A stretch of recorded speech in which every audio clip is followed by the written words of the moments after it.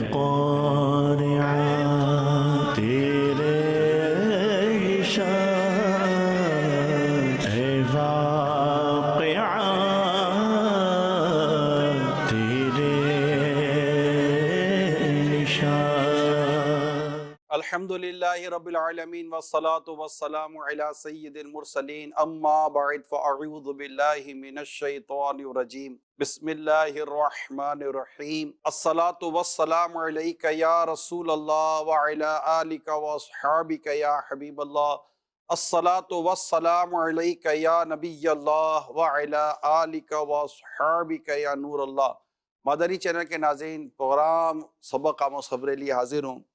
آج ہمارے ان سبق آموز خبروں میں کیا کیا دکھایا جا سکتا ہے، آئیے اس کی کچھ جھلکیاں دیکھتے ہیں۔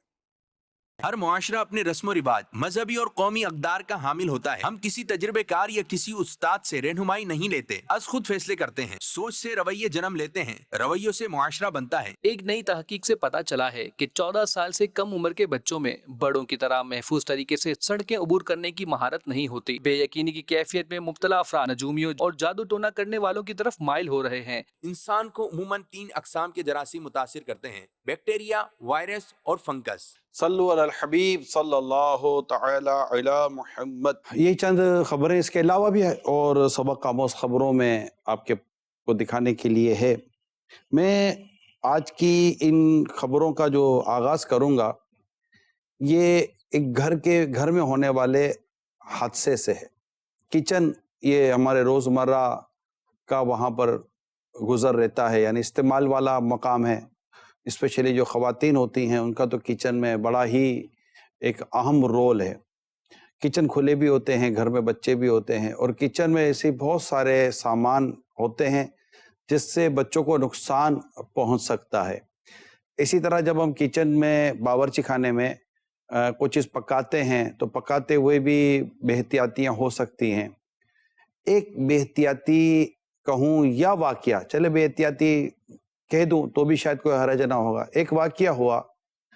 وہ واقعہ ہے کہ ایک چھوٹی سی ویڈیو وائرل ہوئی ہے، مجھے بھی پہنچی تھی۔ میں نے کہا یہ ویڈیو آپ کو دکھاؤں تاکہ اس سے کچھ ہم سمجھ سکیں کہ ایک یہ واقعہ ہوا ہے، اس کے علاوہ مزید کیا کچھ ہو سکتا ہے، اور ایسا واقعہ ہمارے یہاں نہ ہو، ہمیں اس کے لیے کیا تدابیر کرنی چاہیے۔ تو کچن میں پریشر کوکر میں جو کھانا پکتا ہے، اس پریشر کوکر کے ساتھ کیا ہوا اور وہاں کیا ایسی کیفیت ہوئی، اس کی ایک بڑی شارٹ ویڈیو ہے، آئیے دیکھتے ہیں۔ پریشر کوکر کا استعمال احتیاط ضروری ہے۔ اگر آپ کے گھر میں پریشر کوکر ہے تو اس کو استعمال کرنے کا طریقہ اور احتیاط آپ کو پتہ ہونا چاہیے، کیونکہ حادثاتی طور پر کوکر کے پھٹنے کی صورت میں یہ خطرناک ہو سکتا ہے۔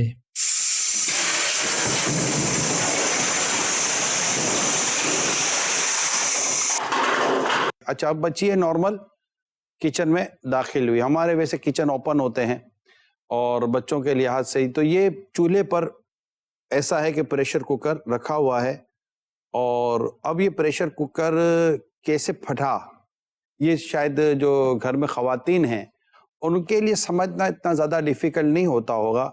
یا تو یہ مطلب کہ اوور کوکنگ ہو گئی ہوگی اور اس کے اندر اتنی مطلب کہ وہ گیس جمع ہو گئی، یا اوپر سے جو اس کی جو کلپس ہوتی ہیں جہاں سے یہ اس کی جو گیس ہے، وہ جو اس کی ہیٹ ہے وہ خارج ہو رہی ہوتی ہے، کچھ اس کا ایشو ہوگا، یا ہو سکتا ہے پریشر کوکر ناقص ہو، یا اس کو پراپرلی بند نہ کیا گیا ہو۔ کئی وجوہات ہو سکتی ہیں۔ البتہ ویڈیو میں کوئی جانی نقصان کا ابھی ہمیں اندازہ نہیں ہو رہا، کوئی ایسی جانی نقصان نظر نہیں آ رہا، لیکن کیا کچھ نہیں ہو سکتا تھا؟ خدا نخواستہ آگ لگ سکتی تھی، بچی پر کوئی ایسی اللہ نہ کرے چیز اڑ سکتی تھی، وغیرہ وغیرہ۔ تو یہ وہ باتیں ہیں کہ جسے بیس بنا کر میں آپ سے ایک ریکویسٹ کروں گا، اسپیشلی جو ہمارے اسلامی بہنیں ہیں، عورتیں جو خواتین گھروں میں کچن میں کام کرتی ہیں، کہ آپ کے گھر میں جب بچے ہیں تو آپ کو کتنی احتیاط کرنی چاہیے، بچے ہو یا نہ ہو۔ احتیاط کی عادت ہوگی تو انشاءاللہ آگے بھی یہ کام آئے گی۔ ہمارے ہاں چاقو یہ کھلی رکھ دی جاتی ہے۔ ابھی پچھلے دنوں کی بات ہے، امیر علیہ سنت کہیں کھانے پر تشریف فرماتے تو وہاں دیکھا گیا کہ ایک شخص چاقو لے کر آیا کاٹنے کے لیے، چھری، نائف۔ اب اس کے پکڑنے کا انداز جو تھا نا وہ غیر محتاط تھا، تو آپ نے کھاتے کھاتے ہی اس کی توجہ دلائی کہ آپ اس طرح نہ لائیں، یعنی کہ جیسے یہ چاقو ہوتی ہے نا، تو ہمارے یہاں کیا ہوتا ہے کہ جیسے کہ یہ اس کی نوک ہے چاقو کی نا، فار ایگزامپل یہ چاقو کی نوک ہے، یہاں سے مطلب یہ اس کو ہم کٹ کریں گے اور یہ اس کا ہینڈل ہے، تو ہم عموماً یوں لاتے ہیں، ٹھیک ہے نا، ہم عموماً یوں لاتے ہیں، یہ لیجئے، تو یہ لگ سکتا ہے۔ ہونا یہ چاہیے کہ یہ جو چاقو ہے اس کو ہم یوں پکڑ کے لے کر آئیں، یعنی کہ اس کا یہ جو کونا ہے نوک، اس کو ہم اوپر کی طرف لے کر آئیں، یوں پکڑ کے لے کر آ جائیں، تاکہ یہ جو آگے کا جو نقصان پہنچانے والا جو حصہ ہے وہ نہ ہو۔ اچھا ایسا بھی نہ ہو کہ اب اس کو آپ یوں پکڑ لو کہ یار یہ ہینڈل اس کے ہاتھ میں دے دیں گے، تو یہ اللہ نہ اگر یہ زور سے کھینچے گا تو آپ کا ہاتھ کٹ جائے گا۔ اب جب احتیاط کا ذہن ہوگا نا تو طریقہ کار ہماری سمجھ میں آ جائے گا۔ اچھا بعض اوقات یہ پتہ تو ہوتا ہے، یہ پتہ ہوتا ہے کہ ہمیں اسی طرح کرنا ہے، توجہ نہیں ہوتی۔ بعض اوقات عدم توجہ ہی، یعنی کہ توجہ کا نہ ہونا، یا سم ٹائم ایبسنٹ مائنڈ ہونا، جیسے میں ایبسنٹ مائنڈڈ پرسن کی آپ کو مثالیں دیتا رہتا ہوں کہ وہ سڑک پار بھی کر رہے ہوتے تو ہارن بجتا ہے تو یوں ہل جاتے ہیں، بھائی سڑک پار کرتے کرتے بھی آپ کا مائنڈ کہیں اور تھا، تو بیٹھے بیٹھے بھی یہ کہیں اور چلے جاتے ہیں۔ ہاں اب کہیں اور چلا ہی جانا ہے آپ کو بیٹھے بیٹھے، تو پھر مدینے چلے جائیں تصور میں، اور کسی اچھی یادوں میں کھو جائیں۔ یاد میں جس کی نہیں ہوش تنو جاں ہم کو، پھر دکھا دے وہ رخ اے مہر فروزہ ہم کو۔ حالات لکھتے ہیں دیر سے آپ میں آنا نہیں ملتا ہے ہمیں، دیر سے آپ میں آنا نہیں ملتا ہے ہمیں، کیا خود رفتہ کیا جلوائے جانا ہم کو۔ تو اب وہ ایک عشق و محبت کی بات میں نے آپ کو عرض کی ہے۔ ایبسنٹ مائنڈ رہنے کے نقصانات ہوتے ہیں۔ آپ سیڑھی اتر رہے ہیں، ایبسنٹ مائنڈ ہے، گر جائیں گے۔ کوئی چیز لا رہے ہیں، گرم توجہ کہیں اور ہے، خود تو بھی گرائیں گے، کسی اور پہ بھی گرائیں گے۔ کچن کے تعلق سے جو یہ واقعہ ابھی آپ کے سامنے ویڈیو چلی، اس میں سامان، چاقو، اچھا ہمارے یہاں کچن میں بعض اوقات بلیچ اور اس طرح کپڑے برتن دھونے کا سامان و خود تیزاب بھی گھروں میں عموماً رکھا جاتا ہے۔ اچھا اب رکھنے کا طریقہ کار بھی ہمارا بڑا عجیب ہے نا۔ اب وہ جو کولڈ ڈرنک کی جو بوتل ہے، اس کولڈ ڈرنک کی بوتل کے اندر مٹی کا تیل، اس کولڈ ڈرنک کی بوتل کے اندر آپ نے وہ بلیچ ڈالا ہوا ہے یا کوئی ایسی کوئی چیز اور نقصان پہنچانے والی چیز ڈالی ہوئی ہے۔ بچے کو یہ کہ کولڈ ڈرنک ہے، اس کو تو دسترخوان پر یہ بوتل دیکھنے کا ایک عادی ہو گیا، اب وہ پی جائے تو پھر پتہ چلے گا اللہ نہ کرے کوئی نقصان ہو گیا۔ تو ایسی چیز جیسے دواؤں پر لکھا ہوتا نا کہ تمام دوائیں بچوں کی پہنچ سے دور رکھیں، کیونکہ بچہ پی لے گا تو نقصان پہنچے گا۔ تو اچھا کئی لوگ تو اس میں بھی احتیاط کرتے ہیں کہ دوائیں بھی کھلی رکھ دیتے، ٹیبلٹ ایسے رکھ دیتے اپنی، بچہ خدا نہ خاصا وہ ٹیبلٹ لے لے۔ آپ سوچیں اگر کوئی ایسی اللہ نہ کرے ہیوی ڈوز ٹیبلٹ ہو جو آپ کھا کر بھی آپ کو بے چینی ہو جاتی تو بچے کا حال کیا ہوگا؟ بچہ کوئی ایسا سیرپ پی لے، بچہ کوئی ایسی چیز کھا لے، بچہ کوئی ایسا چاقو پکڑ لے، یا آپ نے کوئی ایسی گرم پتیلی رکھ دی نیچے، چولہا ایسا کھلا رکھ دیا، اور بہت ساری چیزیں اب آپ غور کریں گے تو انشاءاللہ آپ کو اندازہ ہوگا۔ تو اول تو کوشش کریں کہ بچہ کچن میں اکیلا جائے نہ، کیونکہ کوئی بھی چیز ایسی ہو سکتی ہے جو بچے کے ساتھ اللہ نہ کرے حادثے کا سبب بن جائے۔ بچہ پھر بھی بچہ، یہ اس کے اندر اتنا سینس تو نہیں ہے نا کہ وہ ان تمام تر پہلو پر غور کر سکے۔ تو اول یہ کہ ایکسیس ہی نہیں ہونا چاہیے، بچہ کچن میں داخل ہو اس کے لیے کیا کیا آپ کوشش کریں کہ وہ رکاوٹیں پیدا کی جا سکتی ہیں۔ کہ اب ہمارے اوپن کچن ہے تو کچن اوپن رکھنے کا آپ کو مجھے شوق ہے، تو پھر اس کی احتیاطیں کرنے کا بھی ذہن ہمارا ہونا چاہیے۔ تو یہ میں پلیز ذرا دیکھیے گا، اس سے پہلے بھی ہم نے اس موضوع کو، یعنی اس سے ملتی جلتی گفتگو آپ کے ساتھ ہم نے شیئر کی ہے، اور اس میں یقیناً آپ کا بھی بھلا ہے، ہم سب کا بھلا ہے، ہمارے بچوں کا بھلا ہے۔ اور یہ مدنی چینل ہمارے پروگرام کا مقصد بھی ہوتا ہے خیر الناس من ینفع الناس، حدیث ہے خیر الناس، اچھا انسان وہ ہے، بھلائی والا انسان وہ ہے، من ینفع الناس، جو لوگوں کو بھلائی پہنچائے، لوگوں کو خیر پہنچائے، تو جس سے لوگوں کو فائدہ پہنچے۔ تو الدین نصیحہ، یہ بھی حدیث ہے، دین خیر خواہی کا نام ہے۔ تو آپ کے ساتھ ایک خیر خواہی کی جاتی ہے کہ تاکہ آپ اس کو غور سے سنیں، سمجھیں، اور خود کو اور اپنے بچوں کو اور اپنے دیگر افراد کو ان نقصانات سے بچیں. گھر میں آگ لگ جاتی ہے, پردے پر آگ لگ جاتی ہے, کپڑے پر آگ لگ جاتی ہے, تو یہ ساری چیزیں مہربانی کر کے کوشش کریں کہ نہ ہو. الیکٹریسٹی کے ساتھ, آئرن کے ساتھ, جو گرم گرم آئرن ہوتی ہے اس کے تعلق سے, بلکہ میں تو پہلے بھی میں نے آپ کو مشورہ دیا تھا, دوبارہ مشورہ دے دیتا ہوں کہ اگر آپ گرم چائے پی رہے ہیں نا, چائے عموماً گرم ہی پی جاتی ہے ڈیفینیٹلی, اگر آپ چائے گرم پی رہے ہیں, ہاتھ میں گرم چالی کی پیالی ہے, کپ ہے, تو عموماً بچے کو پھر گود میں نہ لیں. بچہ ہاتھ بھی مار سکتا ہے, بچہ کچھ بھی کر سکتا ہے, اس سے آپ کو بھی نقصان ہوگا, بچے کو بھی نقصان ہوگا. تو مطلب دیکھیں کہ کیا چیز ہے جو بچے سے دور رکھی جا سکتی ہے, یا بچے کو اس وقت دور رکھا جا سکتا ہے. بچہ بچہ ہے, بچہ کچھ بھی کر سکتا ہے, وہ سینس نہیں ہے اس کے اندر, وہ ہاتھ پیر ہلانے میں آزاد ہے, وہ جھمپے مارنے میں آزاد ہے, وہ سر مارنے میں بھی آزاد ہے, کیونکہ وہ بچہ ہے. مگر آپ بچے نہیں ہیں, آپ بچوں کے ابو ہیں, آپ بچوں کی امی ہیں, یا آپ کو گھر کے بڑے ہیں, تو کائنڈلی پلیز غور کیجئے. آپ کو بھی نقصان پہنچ سکتا ہے, بچے کو بھی نقصان پہنچ سکتا ہے, گھر کو بھی نقصان پہنچ سکتا ہے, سامان کو بھی نقصان پہنچ سکتا ہے. خود کو بھی نقصان سے بچائیں, دوسروں کو بھی نقصان سے بچائیں. اللہ تعالیٰ آپ کے میرے ایمان کی حفاظت کرے اور ہمیں نقصانات سے بچنے کی توفیق عطا فرمائے. صلو علی الحبیب صلی اللہ تعالی علی محمد. لوگ وہم میں اور وسوسوں میں اور مطلب فضول قسم کی چیزوں میں اور ناجائز قسم کی غیر شرعی معاملات میں کس طرح پڑ گئے ہیں.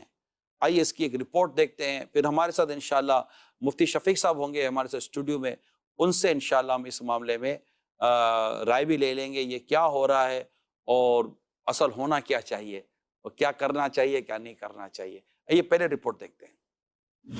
بے یقینی والی کیفیت میں مبتلا افراد جادو ٹونا کرنے والوں اور نجومیوں کی طرف مائل ہونے لگے. بے یقینی کی کیفیت میں مبتلا افراد سوشل میڈیا پر ٹیروٹ کارڈ سے احوال بتانے والوں, درخت کے پتوں پر خواہشات لکھ کر جلانے والوں, کرسٹل سے علاج کرنے والوں, نجومیوں اور جادو ٹونا کرنے والوں کی طرف مائل ہو رہے ہیں. لوگ اپنے ان دیکھے مستقبل کو جاننے کے لیے ان افراد سے رابطہ کر رہے ہیں. اس کا فائدہ اٹھاتے ہوئے سوشل میڈیا پر نجومی اور جادو ٹونا کرنے والی عورتیں اور مرد تیزی سے مقبول ہو رہے ہیں, اور یہ لوگ اب لاکھوں کما رہے ہیں کیونکہ ان پر کان دھرنے والوں کی تعداد بھی لاکھوں میں ہے. علم نجوم سے وابستہ پیجز بھی خاصے مقبول ہو رہے ہیں. اسی طرح سے صحت دینے والے کرسٹلز اور محبت کے نام پر موم بتیاں بھی دھڑلے سے فروخت ہو رہی ہیں. ہمارے ساتھ اسٹوڈیو میں مفتی محمد شفیق صاحب ہیں.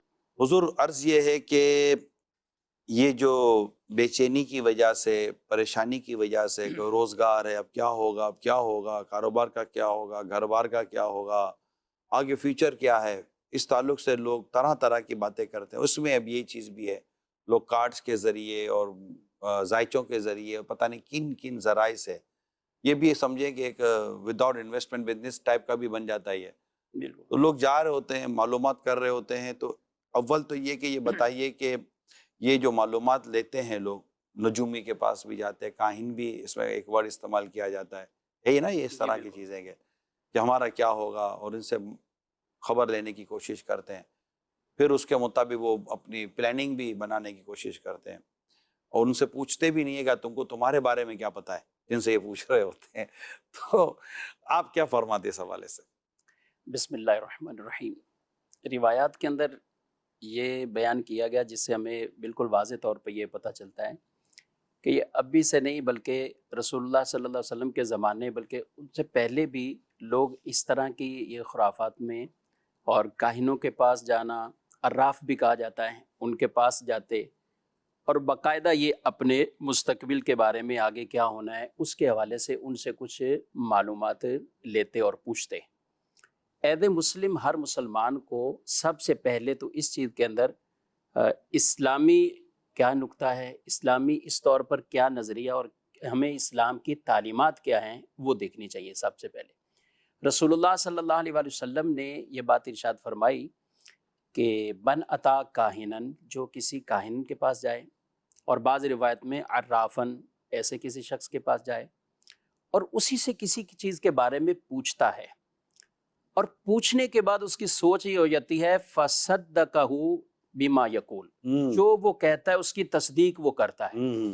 تو آپ صلی اللہ علیہ وسلم نے ارشاد فرمایا فقد کفر بما نزل علی محمد, جو کچھ محمد صلی اللہ علیہ وسلم پر نازل ہوا اس آدمی نے کفر کیا، آہا ان احکامات کو کفر کیا، گویا کہ اس شریعت کے حوالے سے ان چیزوں کا اس نے کفر کیا، انکار کر دیا کہ وہ ایسے کاہنوں کو، نجومیوں کو یہ عقیدہ رکھتا ہے، اعتقاد رکھتا ہے کہ یہ جو بتا رہا ہے یہ ایسا ہی ہے اور یہ سچ بتا رہا ہے۔ تو یعنی کتنی گویا کہ بڑی آفت میں آدمی پڑ جاتا ہے کہ بظاہر اپنی دنیا کی کچھ معلومات لینے کے لیے بھی وہ پوچھتا ہے۔ اور اچھا، ایک حدیث میں صحابہ نے عرض کی، یا رسول اللہ صلی صلی اللہ علیہ اللہ تعالی علیہ وسلم، کبھی کبھی ان سے پوچھا جاتا ہے تو ایسا ہی ہوتا ہے جیسا انہوں نے بتایا۔ تو آپ صلی اللہ علیہ وسلم نے ارشاد فرمایا کہ کچھ ایسے جنات ہیں جو آسمانی خبریں، فرشتوں کی کوئی بات کو سنتے ہیں اور وہ اس کے اوپر ڈالتے ہیں، اور یہ 100 جھوٹ، باقاعدہ حدیث میں میات ان کے الفاظ ہیں کہ 100 جھوٹ اس کے ساتھ ملا کر آگے لوگوں تک وہ بات پہنچا دی جاتی ہے، اور جنات کی شرارت ہے۔ جنات کی شرارت۔ تو فرمایا کہ یہ ایسا بھی اس کی بات کی جو ہے وہ ارشاد فرمایا کہ جو فرشتے آپس میں گفتگو کر رہے ہوتے ہیں، کلام کر رہے ہوتے ہیں کسی چیز کے بارے میں، کیونکہ ہمارا تو یہ ایمان ہے کہ اللہ تعالیٰ نے ہر چیز مقدر فرما دی ہے۔ آدمی ماں کے پیٹ میں ابھی اس کی ولادت نہیں ہوتی، ابھی اس کے اندر جب روح پھونکی جا رہی ہوتی ہے، تو جب اس وقت اس کے لیے موت، زندگی اور اس کا رزق اور اس کا شقی ہونا اور سعید ہونا سب کچھ لکھ دیا جاتا ہے۔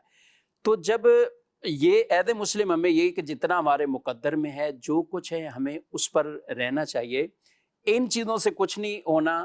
قسمت کے کئی لوگ ہاتھ دیکھ کے بھی قسمت کے حال بتانے والے، اعلیٰ حضرت امام اہل سنت علیہ رحمہ سے یہی پوچھا گیا کہ ہاتھ دیکھ کر بھی لوگ اب قسمتیں بتاتے ہیں، نجومی یہ بھی بتاتے ہیں کہ تو اس طرح کوئی ان کو جانا۔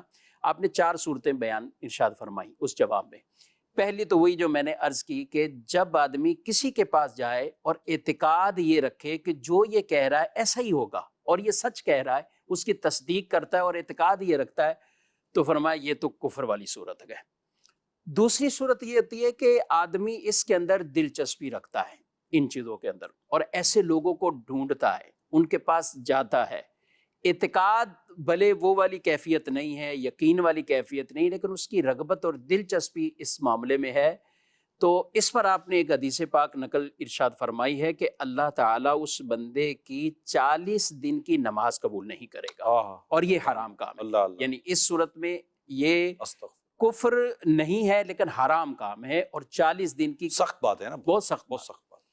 پھر آگے ارشاد فرمایا کہ کوئی اگر ہو سکتا ہے ایسا کہ ہنسی مذاق کے لیے جاتا تیسری صورت، ایسی تیسری صورت میں، اور جو چوتھی ہے وہ تو بالکل ہی ہمارے زمانے میں آج کے دور میں کہ کوئی آدمی کسی کے پاس جائے اور اس کو پھر اسی کو عاجز کر دے کہ تم غلط کہہ رہے ہو، جو کچھ ہے اب اس کے پاس بھی ایسا کوئی نالج ہے یا وہ اتنا پختہ ہے، یقین اس کا اتنا اللہ پر یقین کامل ہے، علم اس کے پاس ہے، اور وہ اسی کو غلط ثابت کر دیتا ہے، تو یہ ایک الگ صورت ہے۔ لیکن ہمارے نارمل تو ایسا کوئی بھی ایسا امام اہل سنت اعلیٰ حضرت کے پاس آئے تھے نجومی، جس نے کہا تھا کہ بارش نہیں ہونی، میں دیکھ رہا ہوں ہے ہی نہیں، ستاروں کا حساب کتاب بھی بالکل آپس میں منتشر ہے، بارش نہیں ہے اس مہینے میں، یا جو دن کا ایک پیریڈ بیان کیا، تو امام اہل سنت نے پھر اس کا رد کیا اور کہا کہ یہ تم کیسے کہہ سکتے ہو، میرا رب چاہے تو بارش ہو سکتی ہے، فوراً ہو سکتی ہے، وہ قادر مطلق ہے، لیکن یہ ستاروں سے حساب لگا کے اس کو ایسا یقین بنا کر اور یہ بیان کرنا، فرمایا یہ ٹھیک نہیں۔ تو اس نے کہا کہ ایسا کیسے ہو سکتا ہے؟ پھر یہ دیکھیں تو آپ نے اپنے پاس ہی جو گھڑی تھی، پہلے زمانے گھڑی اس کا شیشہ وغیرہ نہیں ہوتا، اور جب 12 بجتے تو ٹن ٹن بھی ہوتی، فرمایا کتنے بجنے کا؟ اتنا ٹائم ہے۔ کہا گھنٹہ پورا ہونے میں کتنا ہے؟ کہا پون گھنٹہ رہتا ہے۔ آپ اٹھے اور سوئی کو پکڑا، پونے گھنٹے پہ پہنچا دیا، وہ فوراً بجنے لگ گئی۔ تو وہ کہنے لگا کہ حضرت صاحب یہ تو آپ نے سوئی کو گھمایا ہے نا، ابھی پونا گھنٹہ رہتا ہی تھا وقت میں، لیکن آپ کے گھمانے سے یہ پونا گھنٹہ پہلے ہو گیا اور یہ ٹن ٹن کی آواز آئی۔ تو فرمایا یہ ستارے، یہ سب کچھ، یہ بھی کسی کی یہ اللہ کی قدرت کے تحت ہے، تو رب مالک مختار ہے، جب چاہے جس وقت چاہے تو بارش کا معاملہ ہو سکتا ہے۔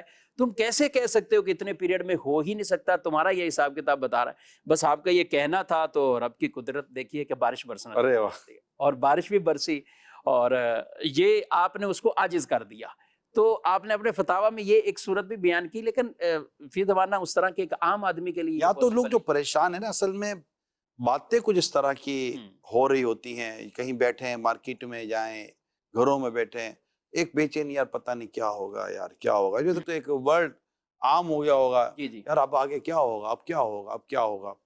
کیا ہوگا میں کوئی کہہ دیتا ہوگا بھائی یہاں چلے جاؤ وہاں چلے جاؤ، اس سے معلوم کر لو، یار یہاں تو اب پتہ نہیں جاب کا کیا ہوگا، تو میرا فلاں کا کیا ہوگا، رشتے کا کیا ہوگا، تو اب یہ ٹوٹ گیا، تو یہ پھوٹ گیا ہے، تو یہ روٹ گیا ہے، تو یہ چھوٹ گیا ہے، ہزار قسم کی باتیں ہوتی ہوں گی، تو لوگ پھر چلے جاتے ہیں۔ اور ان لوگوں نے اس پر حضور بہت آفیسز بنائے ہوئے ہیں جی اپنے، بالکل، شاید ہمارے یہاں اس کو اتنا ماڈرنزم یا اتنا گلیمرائز یا اتنا اس کو ہائی فائی نہیں کیا گیا ہو، مجھے نہیں پتا، لیکن مجھے یو کے کا اور دیگر ممالک کا پتہ ہے کہ وہاں تو اس کو بہت زیادہ ایک وہ پروفیشنل ہو کر ایک بڑا آفس، یہ تو وکلا کے وکیلوں کے آفس اور ڈاکٹروں کے ہوتا ہے چیمبر، اس طرح ان کے سنا ہے کہ اس طرح کے چیمبر ہوتے ہیں، اور کمپیوٹر پہ بیٹھ کر اور لیپ ٹاپ کھول کر اور پتہ نہیں کیا کیا یہ کر رہے ہوتے ہیں۔ تو آپ نے ماشاءاللہ اس میں جو رہنمائی فرمائی ہے، تو اس میں یہ دنیا بھر کے عاشقان رسول سے میں یہ عرض کروں گا کہ مہربانی کریں اس حوالے سے جو شریعت و دین کے احکام ہیں اس کو سمجھیں اور ان لوگوں سے اپنی جان چھڑائیں۔ یہ ہمارے توکل کی کمی ہے، اللہ پر جو بھروسہ ہونا چاہیے اس کی کمی ہے۔ ہمارے یہاں دعا میں ایک آیت پڑھی جاتی ہے وَأُفَوِّضُ أَمْرِي إِلَى اللَّهِ إِنَّ اللَّهَ بَصِيرٌ بِالْعِبَادِ، کہ میں نے اپنے سارے کام اللہ کے سپرد کیا۔ اللہ کے سپرد کر دیے، اور اللہ تعالیٰ اپنے بندوں کو دیکھتا ہے، یعنی وہ اپنے بندوں کو دیکھتا ہے، وہ بصیر ہے، وہ سمیع ہے، وہ علیم ہے، وہ خبیر ہے۔ ان اللہ علی کل شیء قدیر، وہ ہر شے پر قدرت والا ہے، اور تیرے رب کی عطا میں روک نہیں۔ یہ قرآن کریم میں یہ ہمارے لیے رہنمائی موجود ہے، اور تم جسے اچھا سمجھتے ہو سکتا ہے کہ وہ تمہارے لیے اچھا نہ ہو، اور تم جسے اپنے لیے برا سمجھتے ہو سکتا ہے وہ تمہارے لیے برا نہ ہو۔ واللہ یعلم وانتم لا تعلمون، اور اللہ جانتا ہے اور تم نہیں جانتے۔ یہ قرآن کریم میں اتنے واضح انداز سے ہمیں بیان کیے گئے۔ اس کے علاوہ قرآن کریم کے حافظ بتائیں گے کہ آپ کو کیسی آیات کریمہ ماشاءاللہ قرآن کریم میں ہیں۔ تو اللہ پر بھروسہ، توکل، کہ جو ہونا ہے وہی ہونا ہے جو رب نے منظور کیا ہوا ہے، جو مقدر کیا ہوا ہے، اور اللہ سے دعا کریں وہ ہمارے حالات کو، ہمارے معاملات کو، اگلا مطلب کہ اس کی بات پر تو ویسے کو بھروسہ نہیں ہے، لیکن کو بتا کر بھی کیا بتائے گا، وہ خبر ہی دے سکتا ہے نا، سچی جھوٹی جو بھی ہے، بدل تو کچھ بھی نہیں سکتا، اور اس کی خبر پر بھی بھروسہ نہیں ہونا چاہیے، بلکہ جانا ہی نہیں چاہیے۔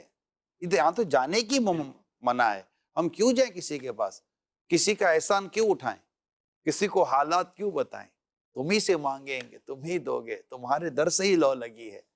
ہمیں نہیں جانا چاہیے کہیں بھی، اللہ پر بھروسہ کرنا چاہیے، توکل کرنا چاہیے۔ اور دوسرا یہ کہ حضور ابھی جو ڈسکشن ہوتی ہے نا، اب دیکھو یار 2023 میں کیا ہوگا، 2024 میں کیا ہوگا، 2025 کی باتیں ہو رہی ہیں، کیا ہوگا دیکھتے ہیں، یعنی ہم انہی فکروں میں، کتنے لوگ تھے جو انہی فکروں کے اندر دنیا سے چلے گئے۔ انہوں نے قبر کا نہ سوچا کہ میرا قبر میں کیا ہوگا، میرا حشر میں کیا ہوگا، میرے حساب کتاب کا کیا ہوگا، میرے ایمان کی سلامتی کا کیا بنے گا، انہوں نے اس پر شاید سوچا نہیں سوچا، وہ ایک الگ ٹاپک ہے۔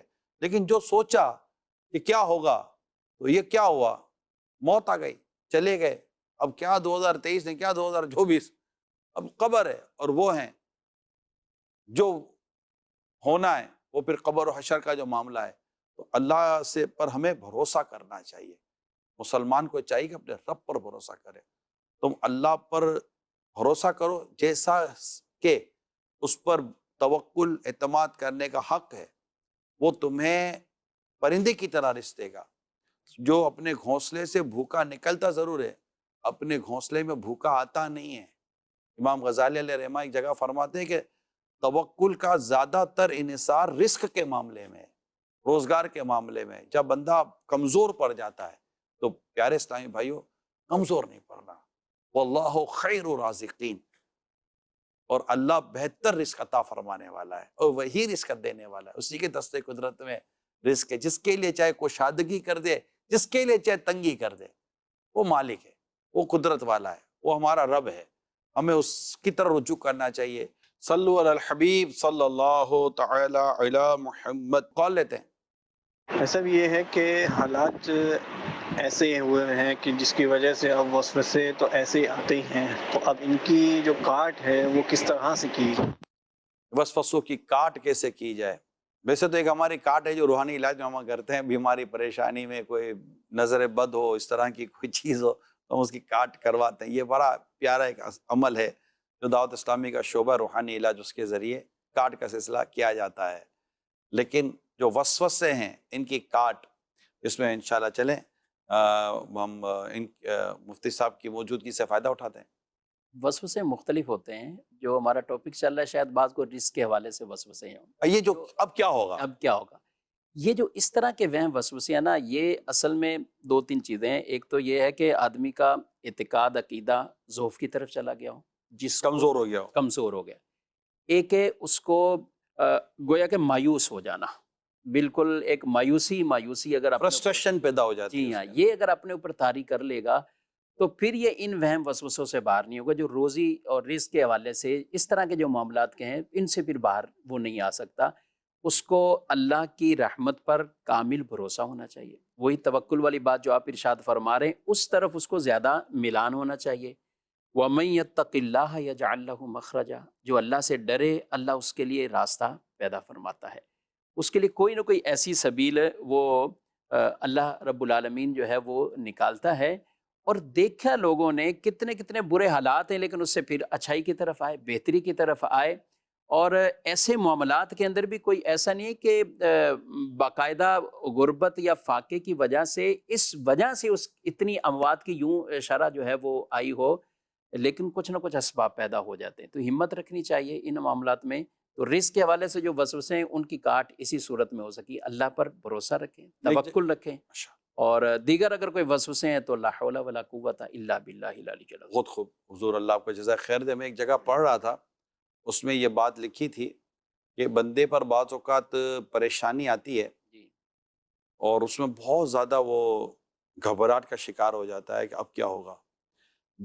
جب اس کی وہ پریشانی کا جو معاملہ ختم ہوتا ہے، اور جب اس پریشانی کے دور سے باہر آتا ہے، تو وہ اس بات کا اقرار کرتا ہے کہ یہ پریشانی مجھ پر زحمت نہیں رحمت بن کر آئی. یعنی وہی پریشانی، کیونکہ جب اس کا نتیجہ نکلتا ہے نا، جب وہ اس سے باہر نکلتا ہے اور پھر جو کچھ وہ نظر آ رہا ہے، تو وہ اپنی پچھلے دنوں میں آئی ہوئی پریشانی کو اپنے لیے رحمت سمجھ، اس کو یقین ہو جاتا ہے یہ پریشانی تو میرے لیے رحمت تھی.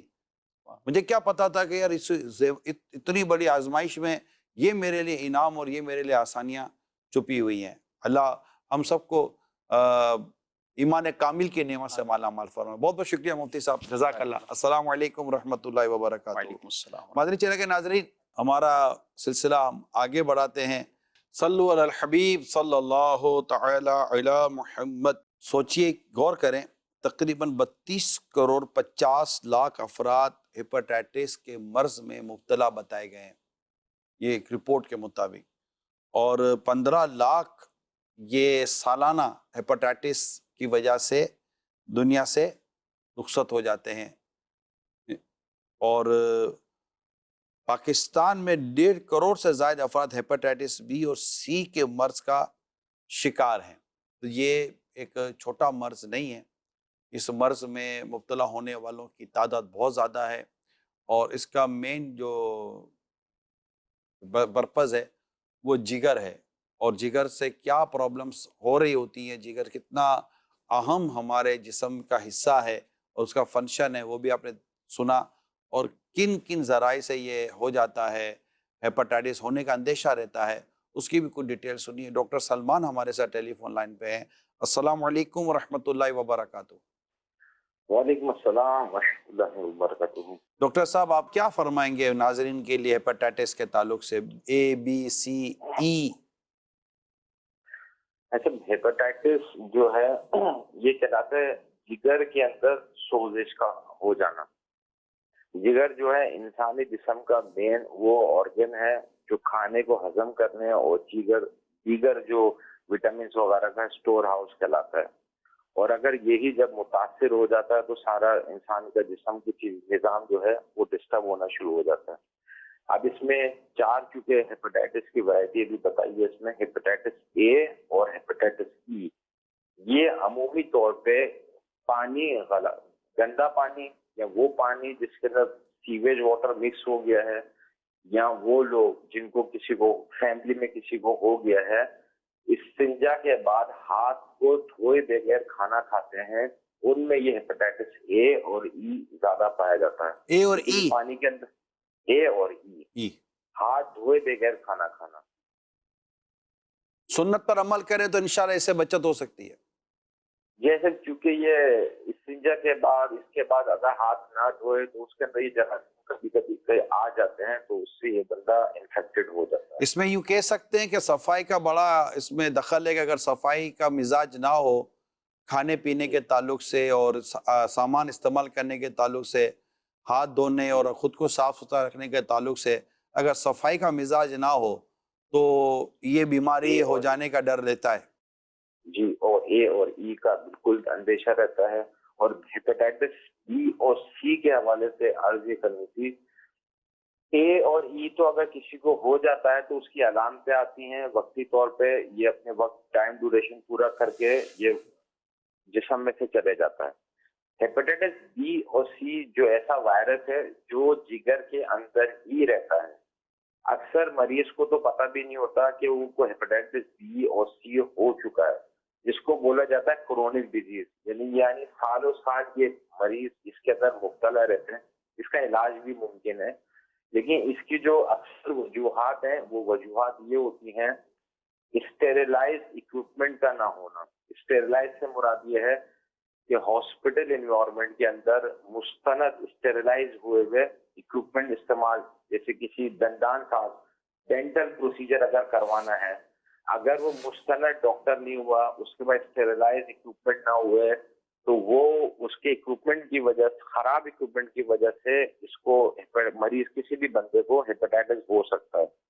دوسرا، جیسے ہم غیر مستند ڈاکٹر کے بعد جا کے یا ڈرپ لگوا جانا یا سرنجوں کو بار بار استعمال کروا لینا، ان چیزوں کی وجہ، کیونکہ یہ جراثیم موجود ہوتا ہے خون کے اندر، اور زیادہ تر یہ جو باربر ہوتے ہیں، نائی ہوتے ہیں، جو ایک ہی وہ بلیڈ یوز کر رہے ہوتے ہیں. ابھی مثال کے طور پہ کسی ہیپیٹائٹس بی کا مریض ہے، اس کا بلیڈ کرتے ہوئے اس کا خون اس کے بلیڈ کے اوپر لگ گیا، تو وہ کسی اور کے بھی اگر کر دیا تو جب اسکن وہ اریز کرتا ہے تو اس کی اسکن کے اندر چلے جاتا ہے ہیپیٹائٹس کا. تو یہ نائی کے پاس باربر کی شاپ کے اوپر بھی بہت بڑا رسک ہوتا ہے، کیونکہ بلیڈ بار بار وہی سیم یوز ہو رہا ہوتا ہے. وہاں سے بھی بہت لائکلی چانس ہوتا ہے کہ ہیپیٹائٹس بی اور سی لگنے کا امکان ہو. یہ تو ڈاکٹر صاحب سیپٹک کا بھی ہونے کا اندیشہ ہے نا، زہر کا بھی، کہ زخم لگ جائے اور اس کو کیئر نہ ہو. یہ زخم بھی لگ جائے اور یہ جس کو ہیپیٹائٹس بی اور سی ہے اور اس کے ساتھ کچھ سیپٹک اگر ہو گیا اور کسی اکوپمنٹ انسٹرومنٹ سے اس کا وہ کیا جا رہا ہے، وہ اسٹیریلائز نہیں ہے، صاف نہیں ہے صحیح طریقے سے، تو وہ جراثیم اس کے اندر چل جائے گا. مجھے وہ اصل میں آپ کی باتوں سے، جب میں دعوت اسلامی میں آیا تھا تو مجھے ایک واقعہ میں نے سنا تھا اعتکاف کے دنوں میں. تو اس میں یہ تھا کہ ایک نوجوان نے شیو کی اور اس کو وہ زخم لگ گیا اور اس نے اس کو کیئر نہیں کیا، جس کی وجہ سے اس کو اس میں سیپٹک ہو گیا اور کافی اس کا انفیکشن ریئیکشن ہوا اور یہ زخم پھر کافی خراب ہوا، کیئر بھی نہیں کی اس نے اور اس کا انتقال ہو گیا. یعنی یہ وہ ایک خبر تھی، یہ پریزنٹیشن بھی ہوتی ہے. یہ وہ خبر تھی کہ جس کے بعد مجھے یاد پڑتا ہے کہ جب میں نے داڑھی کی نیت کر لی تھی، اس کے بعد ایک مرتبہ ایک اس طرح کا واقعہ ہوا تھا میرے ساتھ کہ وہ شیطان نے اپنا کام دکھانے کی کوشش کی. تو میں نے اپنے چہرے پر، شیو میری آ چکی تھی، پوری تو داڑھی نہیں تھی، یوں سمجھے کہ شوال کا ہی مہینہ ہوگا، رمضان مبارک میں نے داڑھی کی نیت کی تھی جب میں دعوت اسلامی میں آیا تھا، 1991 کی بات کر رہا ہوں.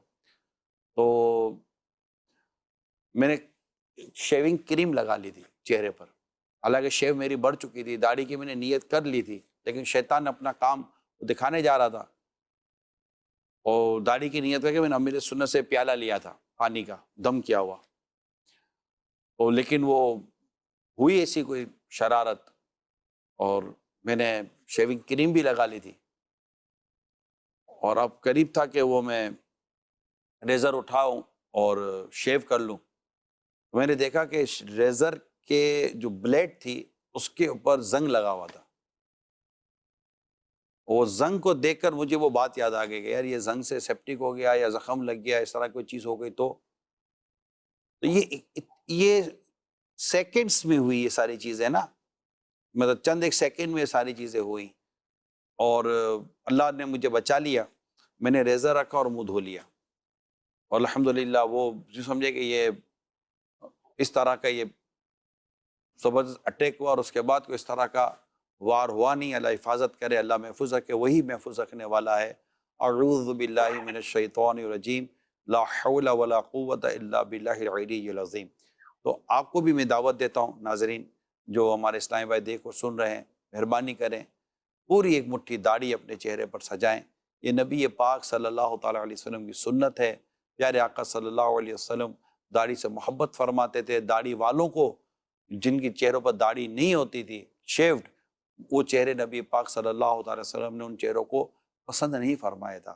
اللہ میں توفیق عطا کرے. جی میں نے کہا بات یاد آئی تو ڈاکٹر سلمان ایک ترغیب اور ایک موٹیویشن دے دوں میں دیکھنے سننے والوں کے لیے. ایسا اس طرح کے جو مریض ہمیں ملتے ہیں، اگر جب ان سے ہم ہسٹری لیتے ہیں تو ہمیں ہسٹری میں یہ ریکمینڈ ہوتا ہے کہ ان سے پوچھا جاتا ہے کہ کسی یہاں آپ نے میڈیکل پروسیجر کروایا تھا، یا کب آپ کسی باربر شاپ پہ گئے تھے، بال کب کٹائے تھے، یہ شیو کب کیا تھا. وہاں بے احتیاطی ہوتی ہوں گی. علامتیں ملنا شروع ہوتی ہیں. اچھا ڈاکٹر صاحب یہ بتائیے کہ اگر یہ جیسے جگر کا ایشو ہے ہیپاٹائٹس میں، تو اس کا کوئی ایسا ٹیسٹ ہے جو ہم ناظرین کو کہہ سکے کہ اگر آپ یہ ٹیسٹ کروا لیں تو یہ چیز اگر خدا نہ خواستہ ایسی کوئی کم و بیش اگر آس پاس میں اگر ہو بھی تو وہ ڈائگنوز جلدی ہو جائے؟ Is it possible? یہ سب ہیپیٹائٹس بی کا اور سی کا روٹین کے اندر کسی بھی لیب میں جا کے بولیں گے تو سرفیس اینٹیجن کا اس کا ٹیسٹ موجود ہوتا ہے. وہ روٹین میں آپ کو ٹیسٹ کر کے بتا دیں گے کہ آیا ہیپیٹائٹس بی پازیٹیو ہے یا نیگیٹو ہے. یہ کروا لینا چاہیے، یہ احتیاطاً کرا لینا چاہیے. اچھا سال میں ایک دفعہ. فیٹی لیور بھی کیا اس کے لیے کوئی پرابلم کریٹ ہو سکتا ہے فیٹی لیور سے؟ جیسے جن بعضوں کے لیور پر چربی چڑھ جاتی ہے اور وہ فیٹی لیور ہو جاتے ہیں، کیا اس کا بھی کوئی سائیڈ ایفیکٹ آتا ہے؟ اچھا ہم جو جس بات کر رہے ہیں ابھی اس پہ جو ذکر ہو رہا ہے، یہ ہیپیٹائٹس بی اور سی وائرس کا ذکر ہو رہا ہے. اے بی سی یہ وائرس کے نام ہے، اور ہیپیٹائٹس بی بھی وائرس ہے، ہیپیٹائٹس سی بھی وائرس ہے. یہ وائرس ہی جگر کے اندر رہتا ہے اور افیکٹ کرتا رہتا ہے. فیٹی لیور کا اس سے کوئی تعلق نہیں ہے. فیٹی لیور وہ جگر کے اوپر جو ہلکا پھلکا فیٹ ہوتا ہے، تو لیکن وہ اتنا تشویشناک اور خطرناک نہیں ہوتا جتنا ہیپیٹائٹس بی اور سی ہوتا ہے. ٹھیک ہے ڈاکٹر صاحب. ڈاکٹر صاحب ایک اور رپورٹ ہے ہمارے پاس، وہ میں چاہوں گا کہ دیکھ کر آپ کی اس پہ کوئی تھوڑی سی رائے لے کر پھر میں مزید آگے بڑھوں. ذرا دکھائیے گا ایک اور رپورٹ. دنیا میں کینسر موت کی دوسری سب سے بڑی وجہ. ہر سال قریب 1 کروڑ افراد کینسر کے باعث ہلاک ہو جاتے ہیں. ایک حالیہ یورپی تحقیق کے مطابق گزشتہ سال 63 لاکھ افراد کینسر کا شکار ہوئے. سال 2020 میں قریب 7.5 لاکھ لوگ دنیا بھر میں شراب نوشی کے باعث کینسر کا شکار ہوئے. رپورٹ کے مطابق شراب نوشی کے باعث کینسر کا شکار ہونے والوں میں 77% مرد اور 23% خواتین تھیں. شراب نوشی کے باعث سب سے زیادہ جگر، گلے کی نالی اور سینے کے کینسر میں لوگ مبتلا ہوئے. ڈاکٹر صاحب یہ آپ نے رپورٹ دیکھی. اب بدقسمتی یہ ہے کہ اس وقت ہماری سوسائٹی میں شراب پینے کا جو رجحان ہے وہ بدقسمتی کے ساتھ بڑھتا جا رہا ہے. اور بدقسمتی یہ بھی ہے کہ ہمارے مسلمانوں میں بھی شراب پینے کا جو رجحان ہے یہ بڑھ رہا ہے، اور یہ مردوں سے نکل کر عورتوں میں بھی گیا ہے. شاید جو چھوٹی عمر کے بچے ہیں 12 13 14 سال کے، آئی تھنک وہ بھی اس میں کہیں نہ کہیں مبتلا سنائی دیتے ہیں کہ وہ بھی اس میں انوالو ہو رہے ہیں. اور شراب یہ بہت بڑا آئی تھنک روٹ کاز ہے کینسر کا. کیا کہتے ہیں آپ؟ جی مطلب شراب کے حوالے سے کوئی بھی انسان کا جسم کا ایسا سسٹم نہیں ہے جس کا کینسر نہیں ہوتا ہو. منہ کا کینسر، گلے کا کینسر، کھانے کی نالی کا کینسر، معدے کا کینسر، آنتوں کا کینسر، جگر کا کینسر، لبلبے کا کینسر، سب کا کینسر کی وجہ جو بنتی ہے وہ شراب بنتی ہے. ایک اور امیڈیٹ افیکٹ جو شراب کے سامنے آتے ہیں وہ آج کل جو لوگ آپ سنتے ہیں کہ کڈنی فیلئر، جلدی کڈنی فیلئر. اکثر لوگ کچی شراب کے نام پہ جو پی جاتے ہیں، نہ ان کی نالج میں ہوتا ہے، نہ پتہ ہوتا ہے یا کیا ہوتا ہے. اس سے کڈنی فیلئر ہو جاتا ہے، اور دوسری فارم جو ہوتی ہے آنکھیں کی بینائی ختم ہو جاتی ہے. امیڈیٹ افیکٹ ہیں. کینسر کے افیکٹ تو آئیں گے سالوں میں اگر آئے تو، جو کہ عمومی طور پہ آ جاتے ہیں، لیکن امیڈیٹ افیکٹ جو آ جاتے ہیں سائڈ افیکٹ، وہ ہے کڈنی کا فیل ہونا اور آنکھوں کا بینائی ختم ہونا اور اندھا ہو جانا. اور شراب کے حوالے سے جو ریسرچ ہے اس کے اندر ابھی لیٹسٹ یہ جو عادی ہوتا ہے شراب پینے کا، تو اس کے اندر اتنی میوٹیشن یعنی جینیٹک چینجز، تبدیلیاں آ چکی ہوتی ہیں کہ اب جب اس کی اولاد بھی آتی ہے اس کے اندر بھی چانسز ہوتے ہیں کہ منہ کا، گلے کا، پیٹ کا، ہر طرح کا کینسر ہونے کے اس کے اندر چانسز موجود ہوتے ہیں. ہائی رسک پیشنٹ ہوتے ہیں، اس کی اولاد بھی. اللہ آپ کو اور مجھے محفوظ رکھے شراب سے. شراب حرام جہنم میں لے جانے والا کام ہے، برائیوں کی ماں ہے، اور اللہ اور اس کے رسول کو ناراض کرنے والی ہے. اللہ نہ کرے اگر کوئی شراب کا عادی ہمیں دیکھ اور سن رہا ہے، میری ان سے درخواست ہے مہربانی کریں. شراب جیسی گندی، غلیظ اور یہ ایک ناپاک قسم کی جو ایک عادت اور لت پڑ گئی ہے، مہربانی کر حرام لت ہے، اس سے جلد از جلد بلکہ ہاتھوں ہاتھ فوراً امیجیٹ توبہ کریں، سچی توبہ کریں. اللہ کے حضور اللہ مدد کرنے والا ہے، اللہ راستہ آپ کے لیے آسان فرما دے گا. اور یہ شراب اور اس طرح کی دیگر نشے کی لتیں جو آپ کے کردار کے ساتھ ساتھ آپ کی دنیا اور آخرت کو بھی تباہ کر سکتی ہے اور کر رہی ہوتی ہے، تو مہربانی کر کے اس سے فوراً آپ نجات لیں، باہر آئیں اور ایک اچھی، نیک، ستھری، پاکیزہ زندگی کی طرف آئیں. شراب چھوڑنے کے لیے جہاں توبہ، استغفار، اللہ کی مدد بہت ضروری ہے، وہاں پر ایک اور بات میں اہم بتا دوں کہ بری صحبت کی وجہ سے بندہ اس طرح کی لتوں میں پڑ جاتا ہے. اس کو اسی طرف جانا ہوتا ہے، یار یہاں پر شراب مل جائے گی، یہاں پر نشہ مل جائے گا. کیونکہ شراب کے ساتھ ساتھ ہمارے یہاں بدقسمتی کے ساتھ دیگر نشے بھی بڑھ رہے ہیں. چرس کا نشہ، تو فلاں کا نشہ، تو فلاں کا نشہ، اور یہ پورا ایک بزنس ہے، ایک پوری مافیا ہے جو ہماری نسلوں کو برباد کرنے پر تلی ہوئی ہے، بالکل برباد کرنے پر تلی ہوئی ہے. میں آپ کو بتاؤں، سگریٹ اگرچہ حرام نہیں ہے، ناجائز نہیں ہے، مگر سگریٹ کے نقصانات، شراب کے نقصانات، اس کے علاوہ دیگر نشے کے نقصانات، اس کے علاوہ اور بھی بہت ساری چیزیں ہیں کہ جن کے نقصانات اتنے عام ہیں. کسی سے کینسر ہو رہا ہے، کسی سے ہیپاٹائٹس ہو رہا ہے، کسی سے کون سی بیماری، کسی سے شوگر پھٹ رہی ہے، کسی سے کیا بیماری نکل رہی ہے. اتنی بیماریوں کی وجہ یہ مارکیٹ میں ملنے والی پروڈکٹس ہیں. جی ہاں، جن میں بعض پروڈکٹس وہ ہیں جو ناجائز اور حرام ہیں، بعض پروڈکٹس وہ ہیں اگرچہ ناجائز اور حرام نہ صحیح، لیکن ان کا ایک انسانی بدن، اس کی سوچ اور صحت پر اتنا بری طرح اس کا اثر پڑتا ہے کہ بیان سے باہر ہے. لیکن ہماری بدقسمتی کہوں، انفارچونیٹ، کہ ان تمام تر چیزوں کو روکنے کے لیے، بند کرنے کے لیے وہ اسباب اور وہ چیزیں استعمال نہیں ہو پا رہی کہ اس کو کسی طرح سوسائٹی سے باہر نکل. یہ پروڈکٹس ہیں، اس کی پروڈکشن کو روکا جا سکتا ہے، اس کو بند کیا جا سکتا ہے، اسے بین لگایا جا سکتا ہے. میں ایسے ممالک میں بھی میرا جانا ہوا ہے، ایسے ایریاز میں جانا ہوا ہے جہاں شراب بینڈ ہے. آپ کی گاڑی سے بھی شراب نکلی تو آپ گئے. جی ہاں، ایک مسلمان ملکوں کو میں جانتا ہوں، وہاں شراب اس اسٹیٹ پہ ہے ہی کوئی شراب نہیں. اس نے روکا ہے، اس اسٹیٹ والے نے روکا ہے، جو وہاں کی جو گورنمنٹ ہے، اس کے رائٹ لیفٹ میں شرابیں مل رہی ہوتی ہیں، لیکن اس اسٹیٹ میں آپ کو شراب نہیں ملے گی. وہاں کی گورنمنٹ اس معاملے میں اسٹرک ہے، ادارے اس معاملے میں اسٹرک ہیں. کئی جگہ پر آپ کو نشے کی سپلائی نہیں ملے گی، کئی جگہ پر آپ کو سگریٹ پینے کے تعلق سے آپ کو پریشانی اٹھانی پڑے گی. وہاں پر اس طرح کی چیزیں بنائی گئی ہیں. آپ دیکھیے، جب قانون بنتا ہے، رکاوٹ بنانے کی کوشش ہوتی ہے. تو ابھی آپ ایئرپورٹ پہ چلے جائیں، ایئرپورٹ کے اندر باقاعدہ کیبنز بنے ہوئے ہیں اور کہا کہ بھائی سگریٹ پینے والا وہاں چلا جائے. اب جا رہے ہیں وہاں سارے، یہ مطلب کہ وہ وہیں جا کر وہ اپنے جگر گردے پھیپڑے جو سب جن کو جو تباہ برباد کرنا کر رہے ہیں، ایک دھواں لے رہے ہیں، دوسرے کو دھواں دے رہے ہیں، اور جو وہاں خرابی و تباہی پیدا ہو رہی ہے. لیکن آپ کو نظر آئے گا کہ یہ سگریٹ پینے والے لوگ یہاں ہیں. عام ایریا میں، نارمل جنرل ایریا میں اسموکنگ آر ناٹ الاؤڈ. آپ 12 گھنٹے کی فلائٹ کرتے ہیں، 14 گھنٹے کی فلائٹ لیتے ہیں، اسموکنگ آر ناٹ الاؤڈ. آپ جہاز میں سگریٹ نہیں پی سکتے. جہاز کے جو واش روم ٹوائلٹ ہے اس میں بھی آپ سگریٹ نہیں پی سکتے. کئی ایسے ایریاز ہیں جہاں سگریٹ نہیں پیتے آپ، کیونکہ وہ قانون ہے، ایک پابندی ہے، تو آپ کو صبر آ جاتا ہے. چیز اسموکر بھی سگریٹ نہیں پی سکتا.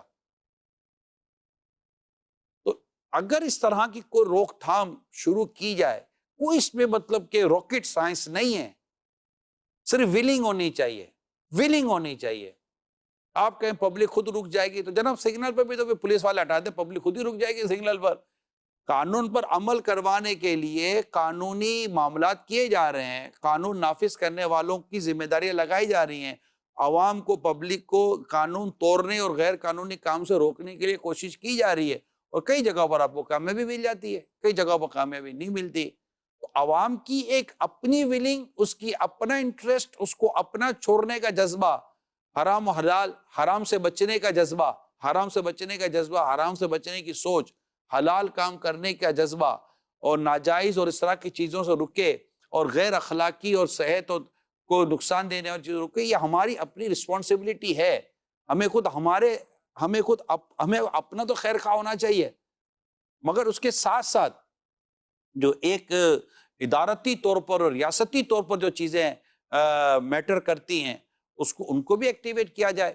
جہاں ہم دوسری جگہوں پر چیزوں کو ایکٹیویٹ کرتے ہیں اور اس کو نافذ کرتے، تو ہمیں اس کا نتیجہ نظر آ رہا ہوتا. کئی جگہوں پر نظر نہیں آ رہا ہوتا. بعض ملکوں میں نظر آ رہا ہے، بعض ملکوں میں نظر نہیں آ رہا ہوتا.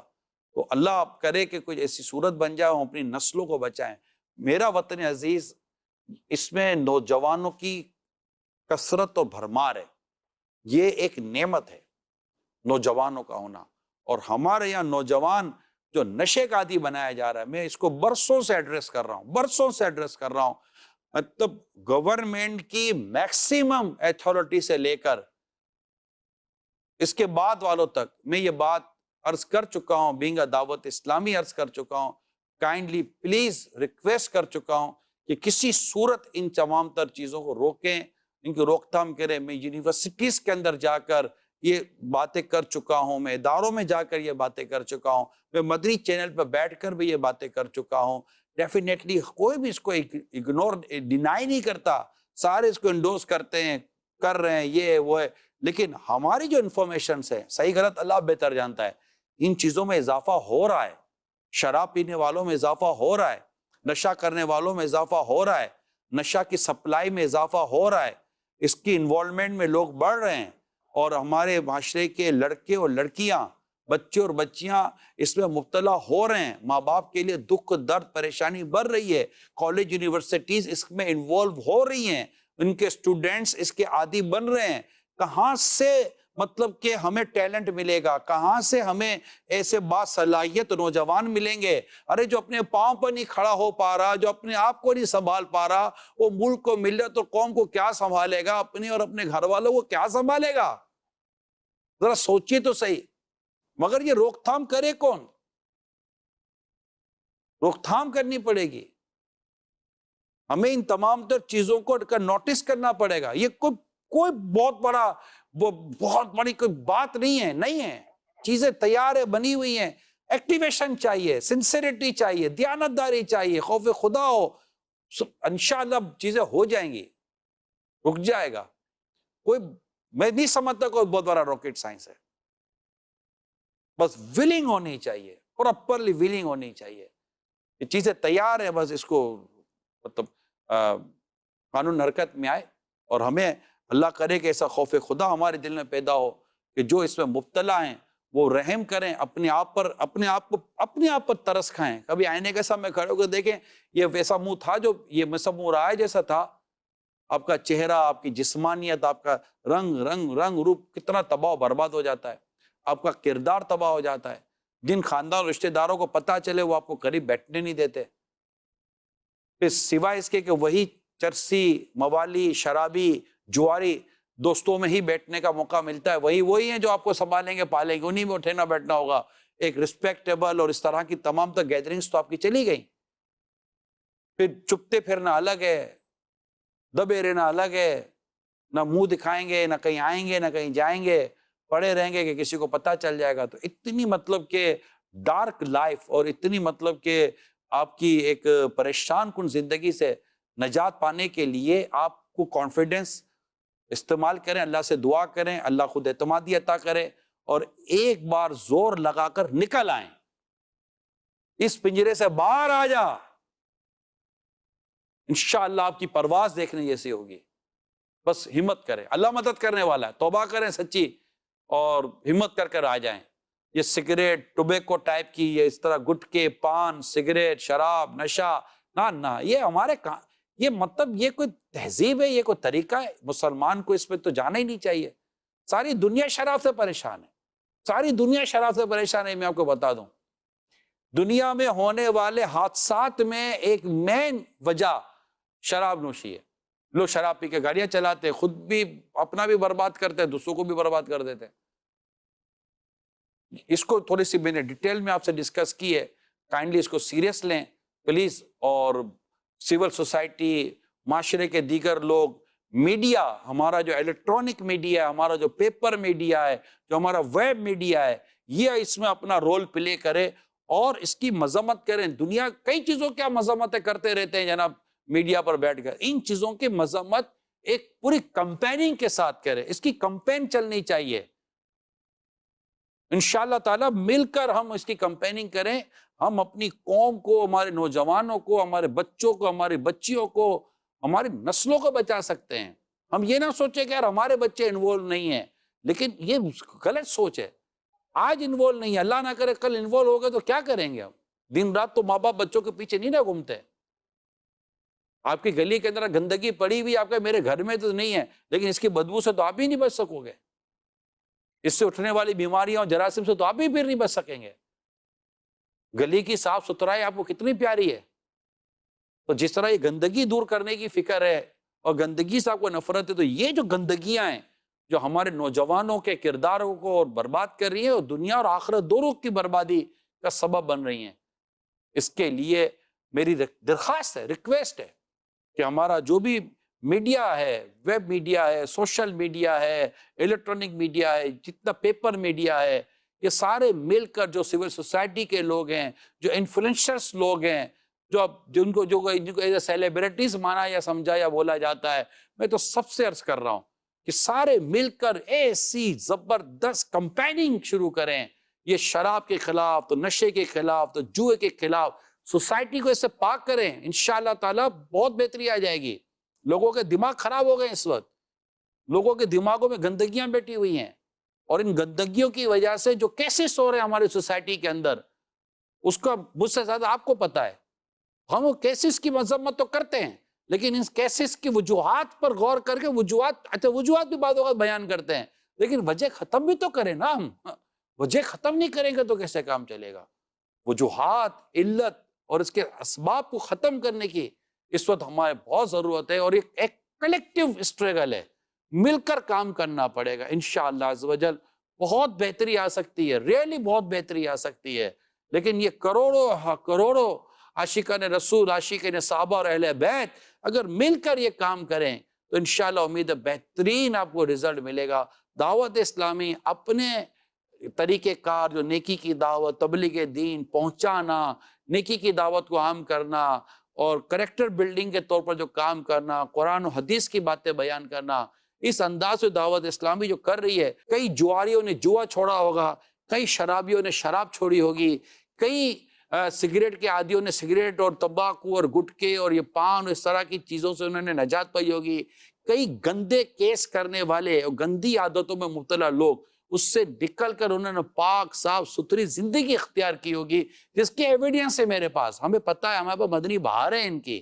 مل کر کوشش کریں، نیکی کی دعوت دیں، مساجد کی طرف لے کے جائیں، درس دیں، بیان کریں۔ دعوت اسلامی کا الحمدللہ بڑا خوبصورت پیغام ہے، طریقہ کار ہے، انداز ہے، تو اس سے انشاءاللہ امید ہے کہ فرق پڑے گا۔ اور کئی گناہ کرنے والے، ناجائز کام کرنے والے، کاروبار کرنے والے توبہ کر بھی لیتے ہیں اور اچھے راستے پر چل بھی جاتے ہیں، سود چھوڑ دیتے ہیں۔ یار اربوں روپے کا بزنس کا ٹرن اوور ہوتا ہے مگر سود پر ہوتا ہے، مگر جب خوف خدا پیدا ہوتا ہے اور اللہ کی طرف سے ایک مدد آتی ہے تو الحمدللہ وہ چھوڑ دیتے ہیں، نیچے آ جاتے ہیں۔ جب چھوڑیں گے تو نیچے آتے ہیں، یہ آتے ہیں، کیونکہ وہ سود کی بنیادوں پر اتنے اونچے نظر آتے ہیں، سیٹ سا مشہور ہو جاتے ہیں۔ جب سود ہٹتا ہے تو یہ ڈیفینیٹلی نیچے تو آئیں گے۔ مگر جب یہ اللہ کے لیے خود کو نیچے لاتے تو اللہ تعالیٰ پھر انہیں اپنی رحمت سے بڑا اوپر لے جاتا ہے. اب اللہ تعالیٰ کے لیے چھوڑ کے تو دیکھیں, چھوڑ کے تو دیکھیں غلط کاموں کو, ناجائز کاموں کو, حرام کاموں کو. اللہ مدد کرنے والا. صلو علی الحبیب صلی اللہ تعالی علی محمد. 50 سال سے کم عمر کے لوگوں میں دل کے امراض, اس میں ہمارے کھانے پینے کی بے احتیاطیاں بھی شامل ہیں اور بہت ساری چیزیں ہیں. اس میں خدا نخواستہ اگر کوئی شراب پیتا ہے تو شراب کی وجہ سے بھی کافی اموات پتہ چل رہی ہیں, کیونکہ شراب جو ہے نا وہ جگر کو برباد کر دیتی ہے. اس طرح کھانے پینے کی کئی چیزیں ہیں جو قلبی امراض, ہارٹ ڈیزیز یہ اسٹیبلش کرتے ہیں اور اس کی وجہ سے ہارٹ فیل ہو جاتا ہے, کولیسٹرول آ جاتا ہے, بلڈ میں انفیکشنز پیدا ہو جاتے ہیں, بہت سارے ایشوز کھڑے ہو جاتے ہیں, اندازہ نہیں ہوتا بندے کو, اور وہ سڈنلی اس کی ڈیتھ ہو جاتی ہے اور ہم کہتے ہیں یار اچانک مر گیا. اگرچہ ہمارے سامنے جو بظاہر یہی ہے کہ وہ اچانک مر گیا, بٹ اس کے پیچھے شاید کوئی انٹرنل معاملہ چل رہا تھا جس کو وہ اگنور کرتا رہا, ہو سکتا ہے نہ دیکھتا رہا. ہم کہتے رہتے ہیں مدنی چینل پر کہ آپ پلیز ٹیسٹ کروائیں, کم از کم 6 مہینے میں ایک بار اپنے لیپڈ پروفائل, اس طرح کے ڈاکٹر کے مشورے کے ساتھ شوگر وغیرہ, یورک ایسڈ, اس طرح کی چیزیں, جگر کے اور گردے وغیرہ کے اس طرح کے ایک نارمل سے ٹیسٹ معلوم کر لیں ڈاکٹر سے. ہو سکے تو ہر 6 مہینے میں ایک بار ہو. خدا نہ خواستہ کوئی پرابلم ڈکلیئر ہو جائے تو پھر 3 مہینے میں, یا جو جیسے ڈاکٹر آپ کو ایڈوائز کریں. یہ کوئی بہت مہنگے ٹیسٹ نہیں ہے جو میں آپ کو بیان کر رہا ہوں, لیکن اس سے آپ کو احتیاطیں کرنے کا شاید ذہن بن جائے گا کہ یار مجھے احتیاط کرنی چاہیے, ورنہ وہ بعدی بیمار ہو جاتا ہے تو جتنے ٹیسٹ کے پیسے بچا چکا ہوتا ہے, اس سے زیادہ پیسے اس کے اسپتال میں علاج میں لگ رہے ہوتے ہیں اور وہ بھر رہا ہوتا ہے پیسے. پھر وہ ٹھکا میٹر ہاسپٹل کا بل بننا تو باپ رے باپ, بہت جلدی بڑی تیزی کے ساتھ ہاسپٹل کے بل بن رہے ہوتے ہیں, اور بل بھی بڑے بعض اوقات دیکھیں میں 100% نہیں کہتا, ہاسپٹل کے بل بھی بڑی بے دردی کے ساتھ بن رہے ہوتے ہیں. اور پتہ ہوتا ہے بعض اوقات ہاسپٹل والوں کو کہ یہ چیز استعمال نہیں ہوگی, آپریٹ میں استعمال نہیں ہوگی, فلاں میں استعمال نہیں ہوگی, لیکن وہ پیشنٹ سے اس کے جو آتے ہیں ان سے وہ ایکسپینسز کروا لیتے ہیں. اور کیا کرے گا وہ, اس کا مریض ہے ہسپتال میں, وہ کچھ بھی نہیں کر سکتا. یہاں بڑی مطلب کہ بے بسی والا معاملہ ہوتا ہے ہاسپٹل کے اندر. تو اس میں اچھے لوگ مل جائیں تو نصیب کی بات ہے, نہ ملے تو بس جو ہو رہا ہے اللہ خیر کرے. تو اموات بہت ہو رہی ہے, اموات کو پیش نظر رکھیں. ابھی آپ دیکھیے حادثے ہو گئے, حادثوں میں اموات ہو رہی ہیں. تو جہاں میں ہے عبرت کے ہر سو نمونے, مگر تجھ کو اندھا کیا رنگ و بو نے. کبھی غور سے بھی یہ دیکھا ہے تو نے, جو آباد تھے وہ مکان اب ہیں سونے.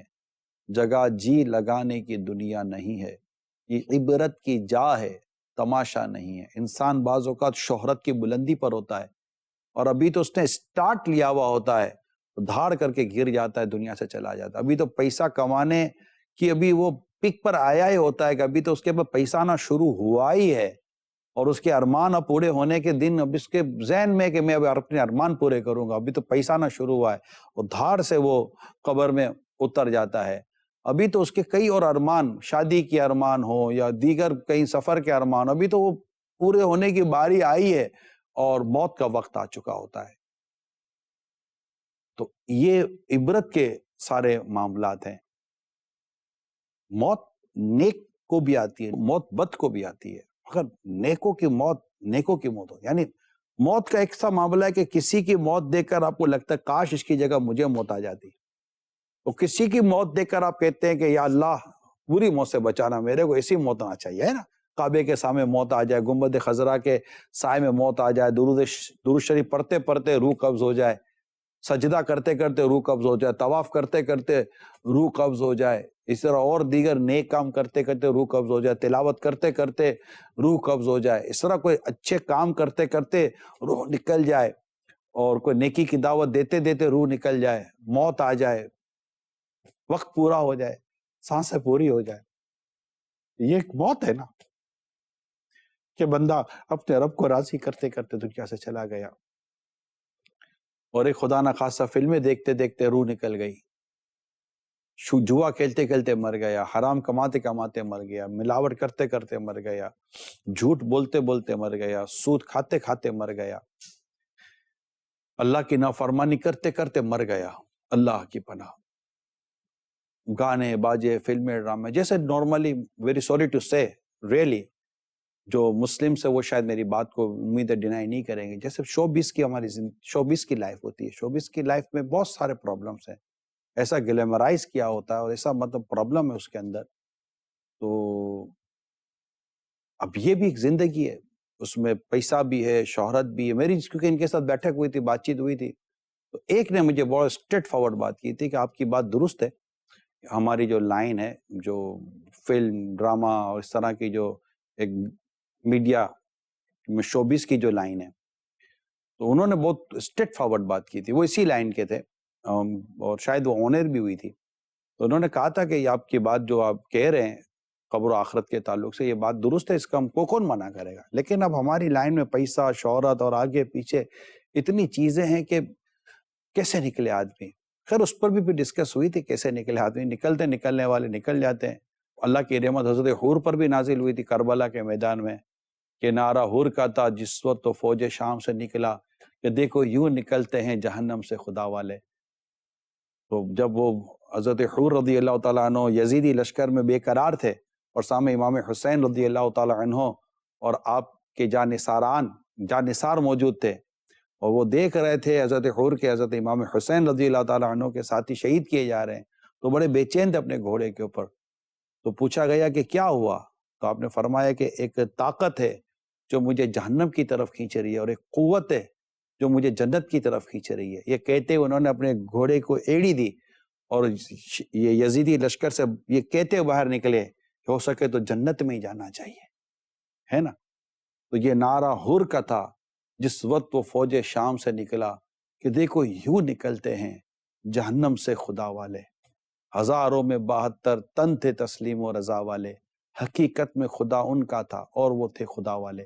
تو اللہ کی رحمت، شرابی آ جاتے ہیں، جواری آ جاتے ہیں، بڑے بڑے کرمنل توبہ کر کے اللہ کے راستے پر چل پڑتے، اور آج نہیں، فضیل بن ایاس رحمۃ اللہ تعالیٰ علیہ، ان کے متعلق آتے ہیں، یہ تو ڈاکو تھے، ڈاکہ مارتے تھے، اللہ نے توبہ کی توفیق دی اور بڑے ولی بن گئے۔ بشر حافی رحمۃ اللہ تعالیٰ علیہ شراب پیتے تھے، اللہ نے کرم کیا اور کہاں کے کہاں مطلب ان کی ولایت کے ڈنکے بجتے ہیں۔ حضرت حبیب اجمی رحمۃ اللہ تعالیٰ علیہ سود کا کاروبار کرتے تھے، اللہ نے ایسا کرم کیا کہ ولایت کا ایسا تاج ان کے سر پہ سجا۔ تو یہ تو تاریخ بھری ہوئی ہے کہ اللہ تعالیٰ جب بندے کو توبہ کی توفیق عطا کرتا ہے اور اپنے رحمت کی مطلب اس پہ چھماچم بارش فرماتا ہے، تو ایسا نہیں ہے کہ نہیں نکل سکتا آدمی، نکلنے والے نکل جاتے ہیں اور یہ سب چھوڑ دیتے ہیں، کیونکہ وہ جنت کی نعمتیں، جنت کی راحتیں، جنت کی لذتیں، حوروں کا تذکرہ، تو جنت کی پاکیزہ شراب کا تذکرہ سنتے ہیں، جنت کی نعمتوں کا تذکرہ سنتے ہیں، اور سب سے بڑھ کر یہ کہ جنتی کو اللہ تعالیٰ اپنا دیدار کرائے گا، اللہ کے دیدار کا ذکر سنتے ہیں، رسول پاک صلی اللہ علیہ وسلم کے قرب کا ذکر سنتے ہیں، حوض کوثر کا ذکر سنتے ہیں، اور اس کے علاوہ جنت کی نعمتوں کا جب وہ تذکرہ پڑھتے ہیں، جنت کی نعمتیں، جنت کے بازار، جنت کے لباس، جنت کے محلات، جنت کے ہیرے جواہرات، جو جنت میں جو اللہ تعالیٰ نے جو بندے کے لیے نعمتیں دی ہیں، تو ان کے لیے دنیا کی چیزوں کو چھوڑنا اتنا مشکل نہیں رہتا۔ تو یہ جو لائنیں ہیں اس طرح کی، اور بہت ساری، ایسے میں نے شوبیز کی ایگزامپل دی، اس طرح بہت ساری ایسے لائنیں ہیں، ان لائنوں میں پڑھنا، پھر اس میں شہرت اور دولت، اور اس طرح پھر اس میں مطلب اس کی میکنگ والے، یہ بہت کچھ، اب آپ اس کی ڈیپ میں جائیں گے تو آپ کو ملے گا، لیکن ہو کیا رہا ہے؟ لوگوں کو جو کچھ دکھایا جا رہا ہے، یا لوگوں کے لیے جو کچھ کیا جا رہا ہے، خود اپنی ذات کے لیے جو کیا جا رہا ہے، گانے باجے، موسیقی، فلمیں، ڈرامے ایکسیٹرا۔ اسلام و دین کی تعلیمات واضح ہے۔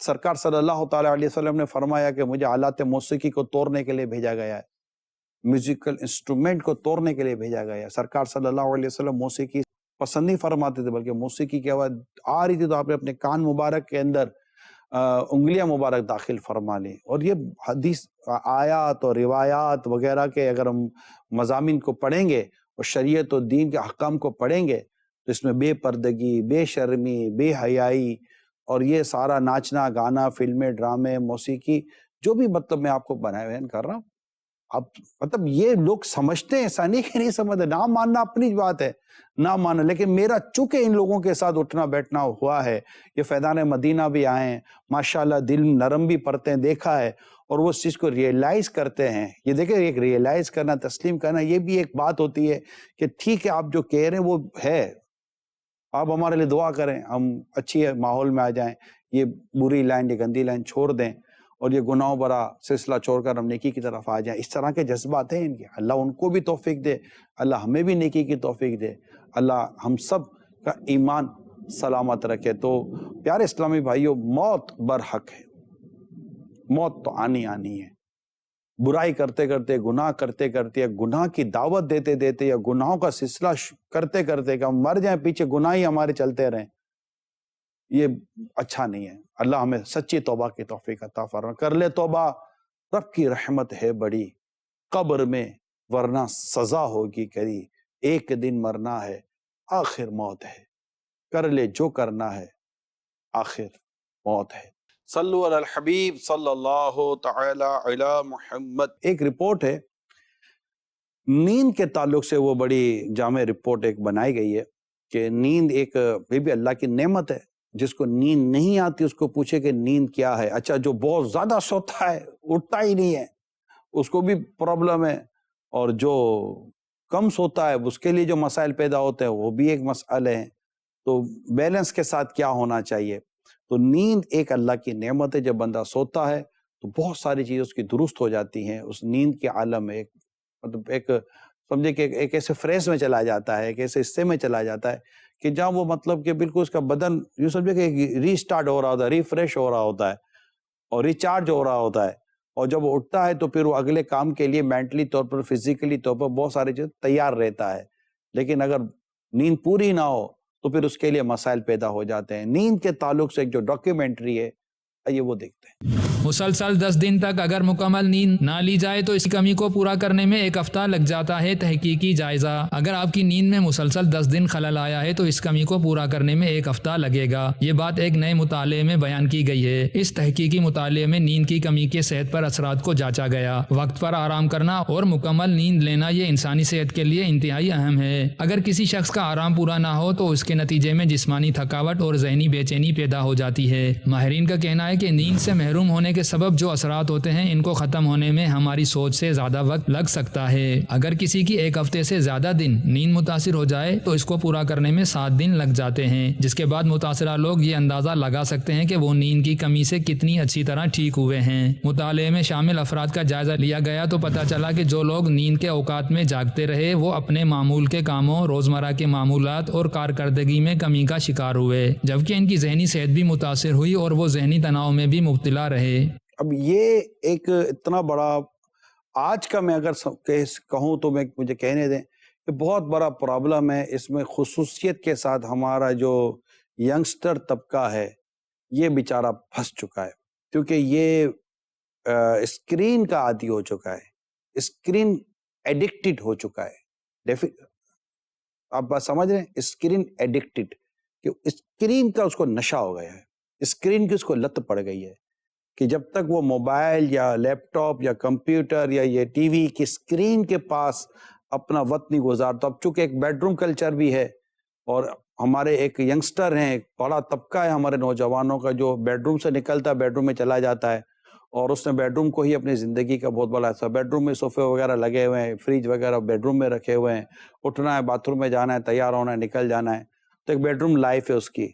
تو اسی میں ٹی وی بھی ہے، تو ڈارک روم کر کے اندھیرا، وہ بھی جو کچھ ہو رہا ہوتا ہے وہ سب کر رہے ہوتے ہیں. تو اس سے جو دماغ پر، آنکھ پر جو اثر پڑتا ہے، تو ایک مینٹلی طور پر، فزیکلی طور پر، ہر حوالے سے جو ایک ڈسٹربنس پیدا ہو رہی ہوتی ہے. میرے کہہ دینے سے ضرور نہیں ہے کہ یہ چیزیں ختم ہو جائیں یا کیا فرق پڑے، لیکن یہ ہے ضرور. اب اس میں کیا اسلامی بہنیں بھی انوالو، اب ان کو بیچاریوں کو اٹھنا ہے صبح اور رات ان کو اسکرین پر گزارنی ہے. اب اسکرین دیکھتے کہ پھر وہ نیند نہیں آئے گی. اچھا، جو ویڈیوز دیکھ رہی ہیں یا جو چیزیں دیکھ رہی ہیں یا دیکھ رہا ہے، وہ ڈیفینیٹلی وہ دماغ کے اندر ایک چیز ہے جو پھر وہ سرکل، وہ ایک سائیکل بنتا ہے، وہ گھوم رہا ہوتا ہے. تو نیند کی اس پوزیشن وہ جا ہی نہیں رہا ہوتا ہے. پھر ہوتا یہ ہے کہ وہ لیٹ تو چکا ہے، دماغ جاگ رہا ہے، مطلب دماغ اس کا نہیں سو رہا. جب دماغ نہیں سو رہا تو اٹھتا ہے تو اس کو ایسا لگتا ہے کہ میری نیند ہوئی نہیں ہے. تو اس چیز کو اگر آپ کو یہ پرابلم ہے، دو باتیں: 7 گھنٹے سے کم نہ سوئیں، 8 گھنٹے سے زیادہ نہ سوئیں. یہ ایک اسٹینڈرڈ بنا لیں. دوبارہ بتا دیتا ہوں، 7 گھنٹے سے کم نہ سوئیں، 8 گھنٹے سے زیادہ نہ سوئیں. دونوں صورتوں میں نقصان پہنچنے کا اندیشہ ہے. یعنی کہ کم نیند بھی نقصان دیتی ہے اور زیادہ نیند، اوور سلیپنگ بھی، یہ بھی مطلب کہ اس کے بھی سائیڈ ایفیکٹ اور ڈس ایڈوانٹیجز میں نے پڑھے ہیں. میں نے دونوں پڑھے ہیں. کم سونے کے نقصانات بھی پڑھے ہیں، زیادہ سونے کے نقصانات بھی پڑھے ہیں، اور پراپر نیند کے فائدے بھی پڑھے ہیں. تو ایک پراپر نیند لیں، اچھے ماحول میں اللہ اور اس کے رسول کا ذکر کر کے سوئیں، توبہ کر کے سوئیں، استغفار کر کے سوئیں، تجدید ایمان کر کے سوئیں. کم از کم اتنا کہہ لیا کریں سونے سے پہلے کہ یا اللہ اگر مجھ سے کوئی کفر ہو گیا ہو تو اسے توبہ کرتا ہوں. لا الہ الا اللہ محمد رسول اللہ صلی اللہ تعالیٰ علیہ وسلم. یا اللہ میرے سارے گناہ معاف فرما، میری بخشش فرما، ایمان کی سلامتی مقدر کر وغیرہ کر کے دعائیں وغیرہ سونے سے پہلے کی اور سوتے وقت کی اللہ توفیق دے تو پڑھ کر سو جائیں، مدینے کی یادوں میں کھو جائیں، اور اٹھیں تو اللہ کا نام لے کر اٹھیں. تو اس طرح مطلب کہ اپنی پریکٹس بنائیں اور سونے سے پہلے اسکرین آؤٹ کر دیں، اسکرین سے ہٹ جائیں. یہ میں جو کہہ رہا ہوں، مجھے آج اس تاریخ تک جب میں یہ بیان کر رہا ہوں بہت مشکل کام بیان کر رہا ہوں ڈیفینیٹ، لیکن چونکہ ہم اس میں انوالو ہو چکے ہیں، ایک لت پڑ چکی ہے، ہم ایڈکٹڈ ہو چکے ہیں، تو اس سے نکلنے کے لیے سیریس ہونا پڑے گا. اس کے علاوہ اور بھی کئی ایشوز بن سکتے ہیں کہ جس میں آپ کی نیند میں خلل واقع ہو سکتا ہے. سونے کا ماحول اچھا نہیں ہے وغیرہ وغیرہ، شور کافی آگے پیچھے ہوتا ہے تب بھی بندے کی نیند ڈسٹرب ہو جاتی ہے. ایسی باتوں کا ڈیزیز پیدا ہو جاتی ہیں. تو اگر کوئی بھی اس طرح کا آپ ایشو پا رہے ہیں اپنے اندر، اسپیشلی جس سے آپ کی نیند میں پرابلم آ رہا ہے یا اوور سلیپنگ کی طرف جا رہے ہیں، تو کائنڈلی میری ریکویسٹ ہے آپ سے، امیڈیٹلی اپنے ڈاکٹر سے ضرور مشورہ کریں اور ان کے سامنے اپنی کھانے پینے، بعض اوقات کھانے پینے کے تعلق ہوتا ہے. ایسے ہم اوور ایٹنگ کر لیتے ہیں کہ سونے کے وقت ہماری اتنی طبیعت بوجھل ہو رہی ہوتی ہے کہ بالکل طبیعت عجیب و غریب طبیعت ہو رہی ہوتی ہے. تو کتنی دیر پہلے کھانا کھانا ہے، رات کا کھانا کتنے بجے تک کھا لیں، سونے سے پہلے جب بھی سونا ہے کتنے بجے، کتنے گھنٹے پہلے کھانا کھا لیں، اور کیسا کھائیں کہ ہماری نیند ڈسٹرب نہ ہو. پھر وہ غذائیں کون سی ہیں جن سے نیند اچھی آ جاتی ہے وغیرہ وغیرہ. تیل کا استعمال، سر کے بالوں میں تیل کا استعمال بھی اچھی نیند لانے کا سبب بن سکتا ہے. مگر میں یہاں پر یہ ضرور مشورہ دوں گا آپ کو، ایک میرا مشورہ ہے کہ احتیاطیں اور پرہیز کی طرف، اور جو چیزیں جس کی وجہ سے نقصان ہو رہا ہے اس کو اپنی زندگی سے نکالنے کی طرف توجہ کریں. میکسیمم کوشش کریں کہ میڈیسن کی طرف نہ جائیں. یہ مشورہ دے رہا ہوں. ہاں، ڈاکٹر اب آپ کو ایڈوائز کرتے ہیں اور آپ کے لیے میڈیسن ایک کمپلسری ہو جاتی ہے، اس کے بغیر چارہ نہیں ہے، تو وہ ایک میڈیکلی پوائنٹ آف ویو پہ جو ڈسکشن ہوگی وہ ایک الگ ہوگی، وہ آپ کو اپنے ڈاکٹر سے مشورہ کرنا ہے. لیکن اپنے طور پر ذرا دیکھیے کہ آپ میڈیسن ایوائڈ کرتے ہوئے اپنے اس ایشو کو، اپنے اس پرابلم کو کیسے ختم کرنے میں آپ کامیاب ہو سکتے ہیں. یہ میری مشورہ ہے آپ کو کہ اس پر ضرور غور کیجیے. کئی ایسی بیماریاں ہیں کہ جو آپ احتیاط کر کے یا اس اسباب کو، اس علت کو ختم کر کے، وجہ کو ختم کر کے آپ اپنے پرابلم کو حل کر سکتے ہیں. میڈیسن کو آپ کم سے کم، یعنی جب ڈاکٹر کہیں کہ اس کے بغیر اب چارہ نہیں ہے تو ایک الگ بات ہے کہ میڈیکلی ریکمنڈیشن ہی ہے، ریکمنڈیڈ ہے کہ اب آپ کو میڈیسن لینی پڑے گی، تو وہ ایک، لیکن اس اسٹیج تک ہم جائیں کیوں؟ ہم اس سے پہلے ہی اپنے آپ کو کیوں نہ کور کرنے کی کوشش کریں. تو یہ میری آپ سے درخواست ہے. اللہ خیر کرے، اور کاش ایسی نیند ہو کہ وہ نیند ہمارے دنیا اور آخرت کے کاموں کو خراب نہ ہونے دے. ورنہ بعد اوقات نمازیں چلی جاتی ہیں، دنیا کے بھی نقصانات ہوتے ہیں، اور بہت سارے گھریلو مسائل بھی پیدا ہو جاتے ہیں نیند کی وجہ سے، کہ بندہ سوتا ہے تو پھر ایسا سوتا ہے کہ سب کھوتا چلا جاتا ہے. اور یہ ہے، تو اللہ اپنے کرم سے خیر و عافیت والا ہم سب کے ساتھ معاملہ فرمائے. پیارے اسلام بھائیو، ہمارے یہاں ایک پرابلم ہے، وہ یہ ہے کہ ویٹ بڑھ رہا ہے، موٹاپا بھی بڑھ رہا ہے، اور यकीनन इसके कई असबाब हैं इसके बढ़ने के, वेट, पेट एंड फेट, इन तीनों को समझने की बहुत ज़्यादा ज़रूरत है। तो ना वेट बढ़े, ना पेट बढ़े, ना फेट बढ़े, इन सबको कंट्रोल करना ज़रूरी है।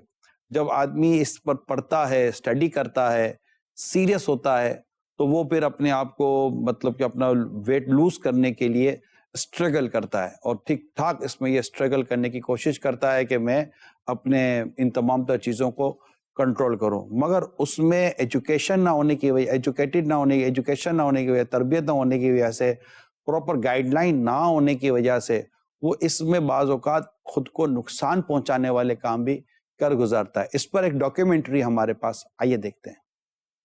मोटापे का शिकार अफराद वजन कम करने के लिए गैर हकीकी अहदाफ मुकर्रर करते हैं। तहकीक, आजकल लोगों की बड़ी तादाद अपने बढ़ते वजन के हवाले से बहुत परेशान है और लोग आइडियल वजन के लिए हर किस्म के जतन करते नजर आते हैं। लोगों में ये एहसास शुरू में इतना ज़्यादा होता है कि वो गैर हकीकी अहदाफ की कोशिशें शुरू कर देते हैं और इसमें ज़रूरत से ज़्यादा डाइटिंग और हद से ज़्यादा एक्सरसाइज करने लग जाते हैं। इन तरीक़ों से वक्ती तौर पर शायद कुछ फ़वाइद हासिल हो जाएं, मगर ये सेहत के लिए शदीद नुकसानदेह हो सकता है, क्योंकि अगर अचानक हद से ज़्यादा वर्जिश शुरू कर दी जाए तो आदमी शदीद जिस्मानी थकन और जोड़ों में तकलीफ के अलावा दीगर बड़े मसाइल का शिकार हो सकता है, जैसा कि दिल के अमराज और हार्ट अटैक वगैरह के इम्कानात बढ़ जाते हैं। इसके अलावा गैर हकीकी डाइट को इख्तियार किया जाए और ग़िज़ा लेने में बेतरतीब ज़्यादा वक्त वक्फा किया जाए तो इस तरह से कमज़ोरी में बहुत इजाफा हो जाता है। सबसे पहले आप अपनी आदत और ग़िज़ाओं का जायज़ा लें। अगर आप घर या दफ्तर में बैठ कर काम करते हैं या मोबाइल और कंप्यूटर पर आप वक्त ज़्यादा गुजारते हैं या आप खाने में फास्ट फूड का ज़्यादा इस्तेमाल करते हैं तो अपनी ग़िज़ाई आदत का भी जायज़ा लें। मोटापे का शिकार अफराद रोज़ाना लेने वाली कैलोरीज में आहिस्ता आहिस्ता और थोड़ी थोड़ी कमी शुरू करें और शुरू में हल्की फुल्की वर्जिश करें। एक इंसान को रोज़ाना 2000 से 2500 कैलोरीज की ज़रूरत होती है। अगर आप इससे ज़्यादा कैलोरीज ले रहे हैं तो इनमें कमी करें, जबकि यह बहुत ज़रूरी है कि वज़न बढ़ जाने की सूरत में किसी माहिर डॉक्टर से मशवरा करें। वो आपकी जिस्मानी सेहत और उम्र के लिहाज से आपको इलाज और एहतियात तजवीज़ करेगा। इस पर अमल करते हुए अपना वज़न घटाने की कोशिशें करें।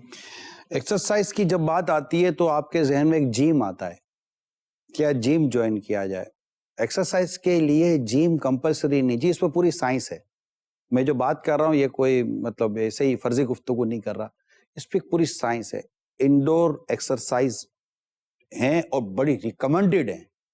इंडोर एक्सरसाइज नहीं, मतलब कई लोग हैं जो कहीं नहीं जा सकते, वो घर के अंदर अपने लिए कोई ऐसा इंडोर हल्की फुल्की एक्सरसाइज का ताल्लुक आपके एज और आपके वेट और आपकी हाइट और बहुत सारी चीज़ों से वो एक्सरसाइज कंसर्न करती है। उसका ये पूरा एक सब्जेक्ट है ये, तो इसको समझने की ज़रूरत है। किसी माहिर से आप अपने लिए कोई इंडोर एक्सरसाइज का, चाहे मेल है या फीमेल है, बेस्ट एक्सरसाइज वॉकिंग है, पैदल चलें।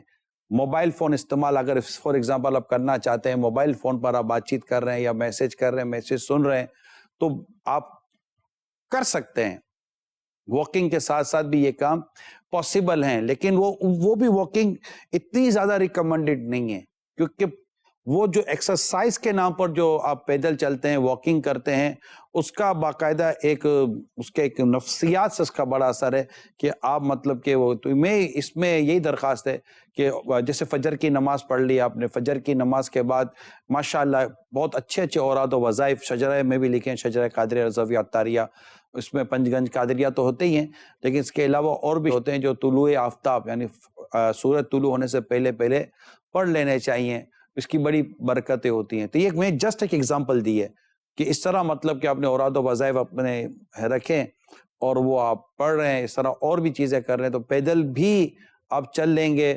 अगर आप 45 मिनट्स वॉकिंग नहीं कर सकते, तो इसमें जो खबर थी ना, इस खबर का जैसे कि एक पॉइंट ये था कि गैर हकीकी अहदाफ मतलब एक ऐसे टारगेट बना लेते हैं कि जनाब हम तो एक महीने के अंदर अंदर 20 किलो वजन घटा देंगे, 10-15 किलो वजन घटा देंगे, जबकि मेडिकली जो रिकमेंडेड है, जो मतलब बाकायदा एक मजबूत स्टैंडर्ड बयान किया गया, राय दी गई है, वो ये है कि एक महीने में मैक्सिमम ज्यादा 5 kg से वजन कम नहीं करना, वरना वीकनेस हो जाएगी। वीकनेस की वजह से फिर इश्यूज पैदा हो जाते हैं, जैसे मोटापे की वजह से इश्यूज है ना, इसी तरह वीकनेस की वजह से भी इश्यू हो जाते हैं।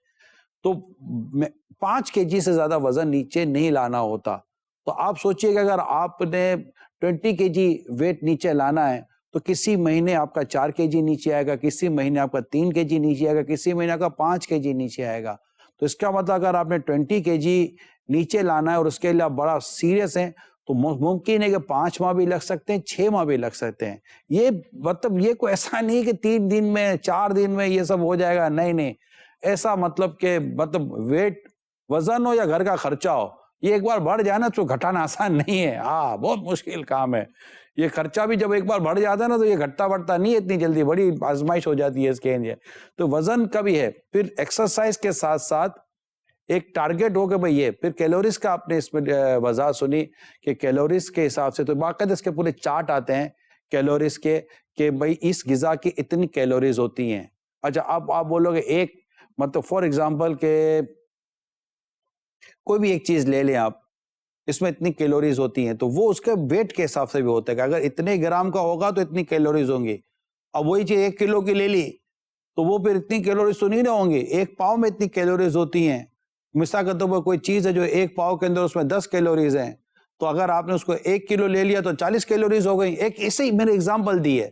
تو ٹوٹل کیلوریز کتنی ہیں؟ کیلوریز یہ آپ کے اندر کی ایک چیز ہوتی ہے جو مطلب آپ کی طاقت لاتی ہے. لیکن جب اوور کیلوریز ہو جائیں, مثال کے طور پر آپ نے روز کی 2000 کیلوریز آپ کی استعمال ہو جاتا ہے, یعنی یوں سمجھے توانائی ہے, یہ ایک طرح سے توانائی لے لیں, اس کو کوئی بھی نام آپ دے سکتے ہیں. تو آپ نے 2000 آپ نے یہ پوائنٹس لیے اور 2000 پوائنٹس آپ نے استعمال کر لیے. لیکن اگر آپ نے 2000 پوائنٹس لے تو لیے, 2000 کیلوریز لے تو لیے, لیکن آپ نے جو اس کا آپ کے جو کام کا انداز ہے آپ نے 1500 کیلوریز استعمال کی ہیں, برن کی ہیں, اس کو کہتے ہیں کیلوریز برن کرنا. تو 500 جو کیلوریز ہے جو آپ کے بدن میں بچ گئی ہیں, وہ کیلوریز پھر آپ کا فیٹ بناتی ہیں, چربی بناتی ہیں.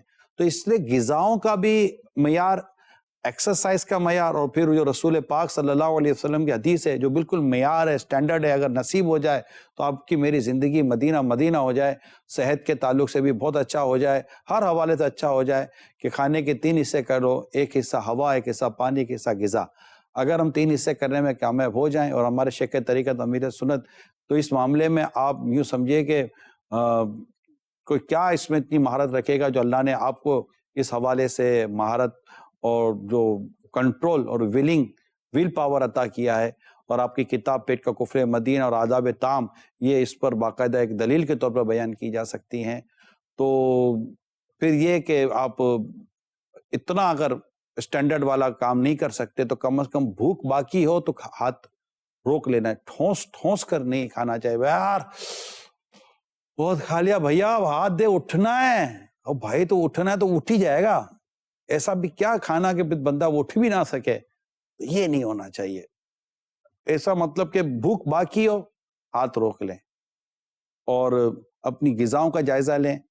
غیر یقینی یا مطلب کہ غیر فطری اور غیر حقیقی ٹارگٹ نہ بنائیں. اس سے آپ کا اپنا مورل ڈاؤن ہو جائے گا کہ یار ہو ہی نہیں رہا ہے, کہاں سے ہوگا. آپ غیر یقینی چیز کرنے کے لیے بیٹھے ہیں. تو اللہ آپ کو مجھے صحت مند اپنی رضا کے لیے رکھے کہ اللہ تعالیٰ کو تندرست مومن یعنی قوی مومن, جس سے مراد تندرستی بھی لی گئی ہے, اللہ تعالیٰ کو قوی مومن کمزور مومن کے مقابلے میں زیادہ پسند ہے. اللہ عمل کرنے کی توفیق عطا فرمائے اور ہم سب کو عبادت اور نیکی کرنے کا اللہ جذبہ عطا فرمائے. صلو علی الحبیب صلی اللہ تعالی علی محمد. اے قارعہ تیرے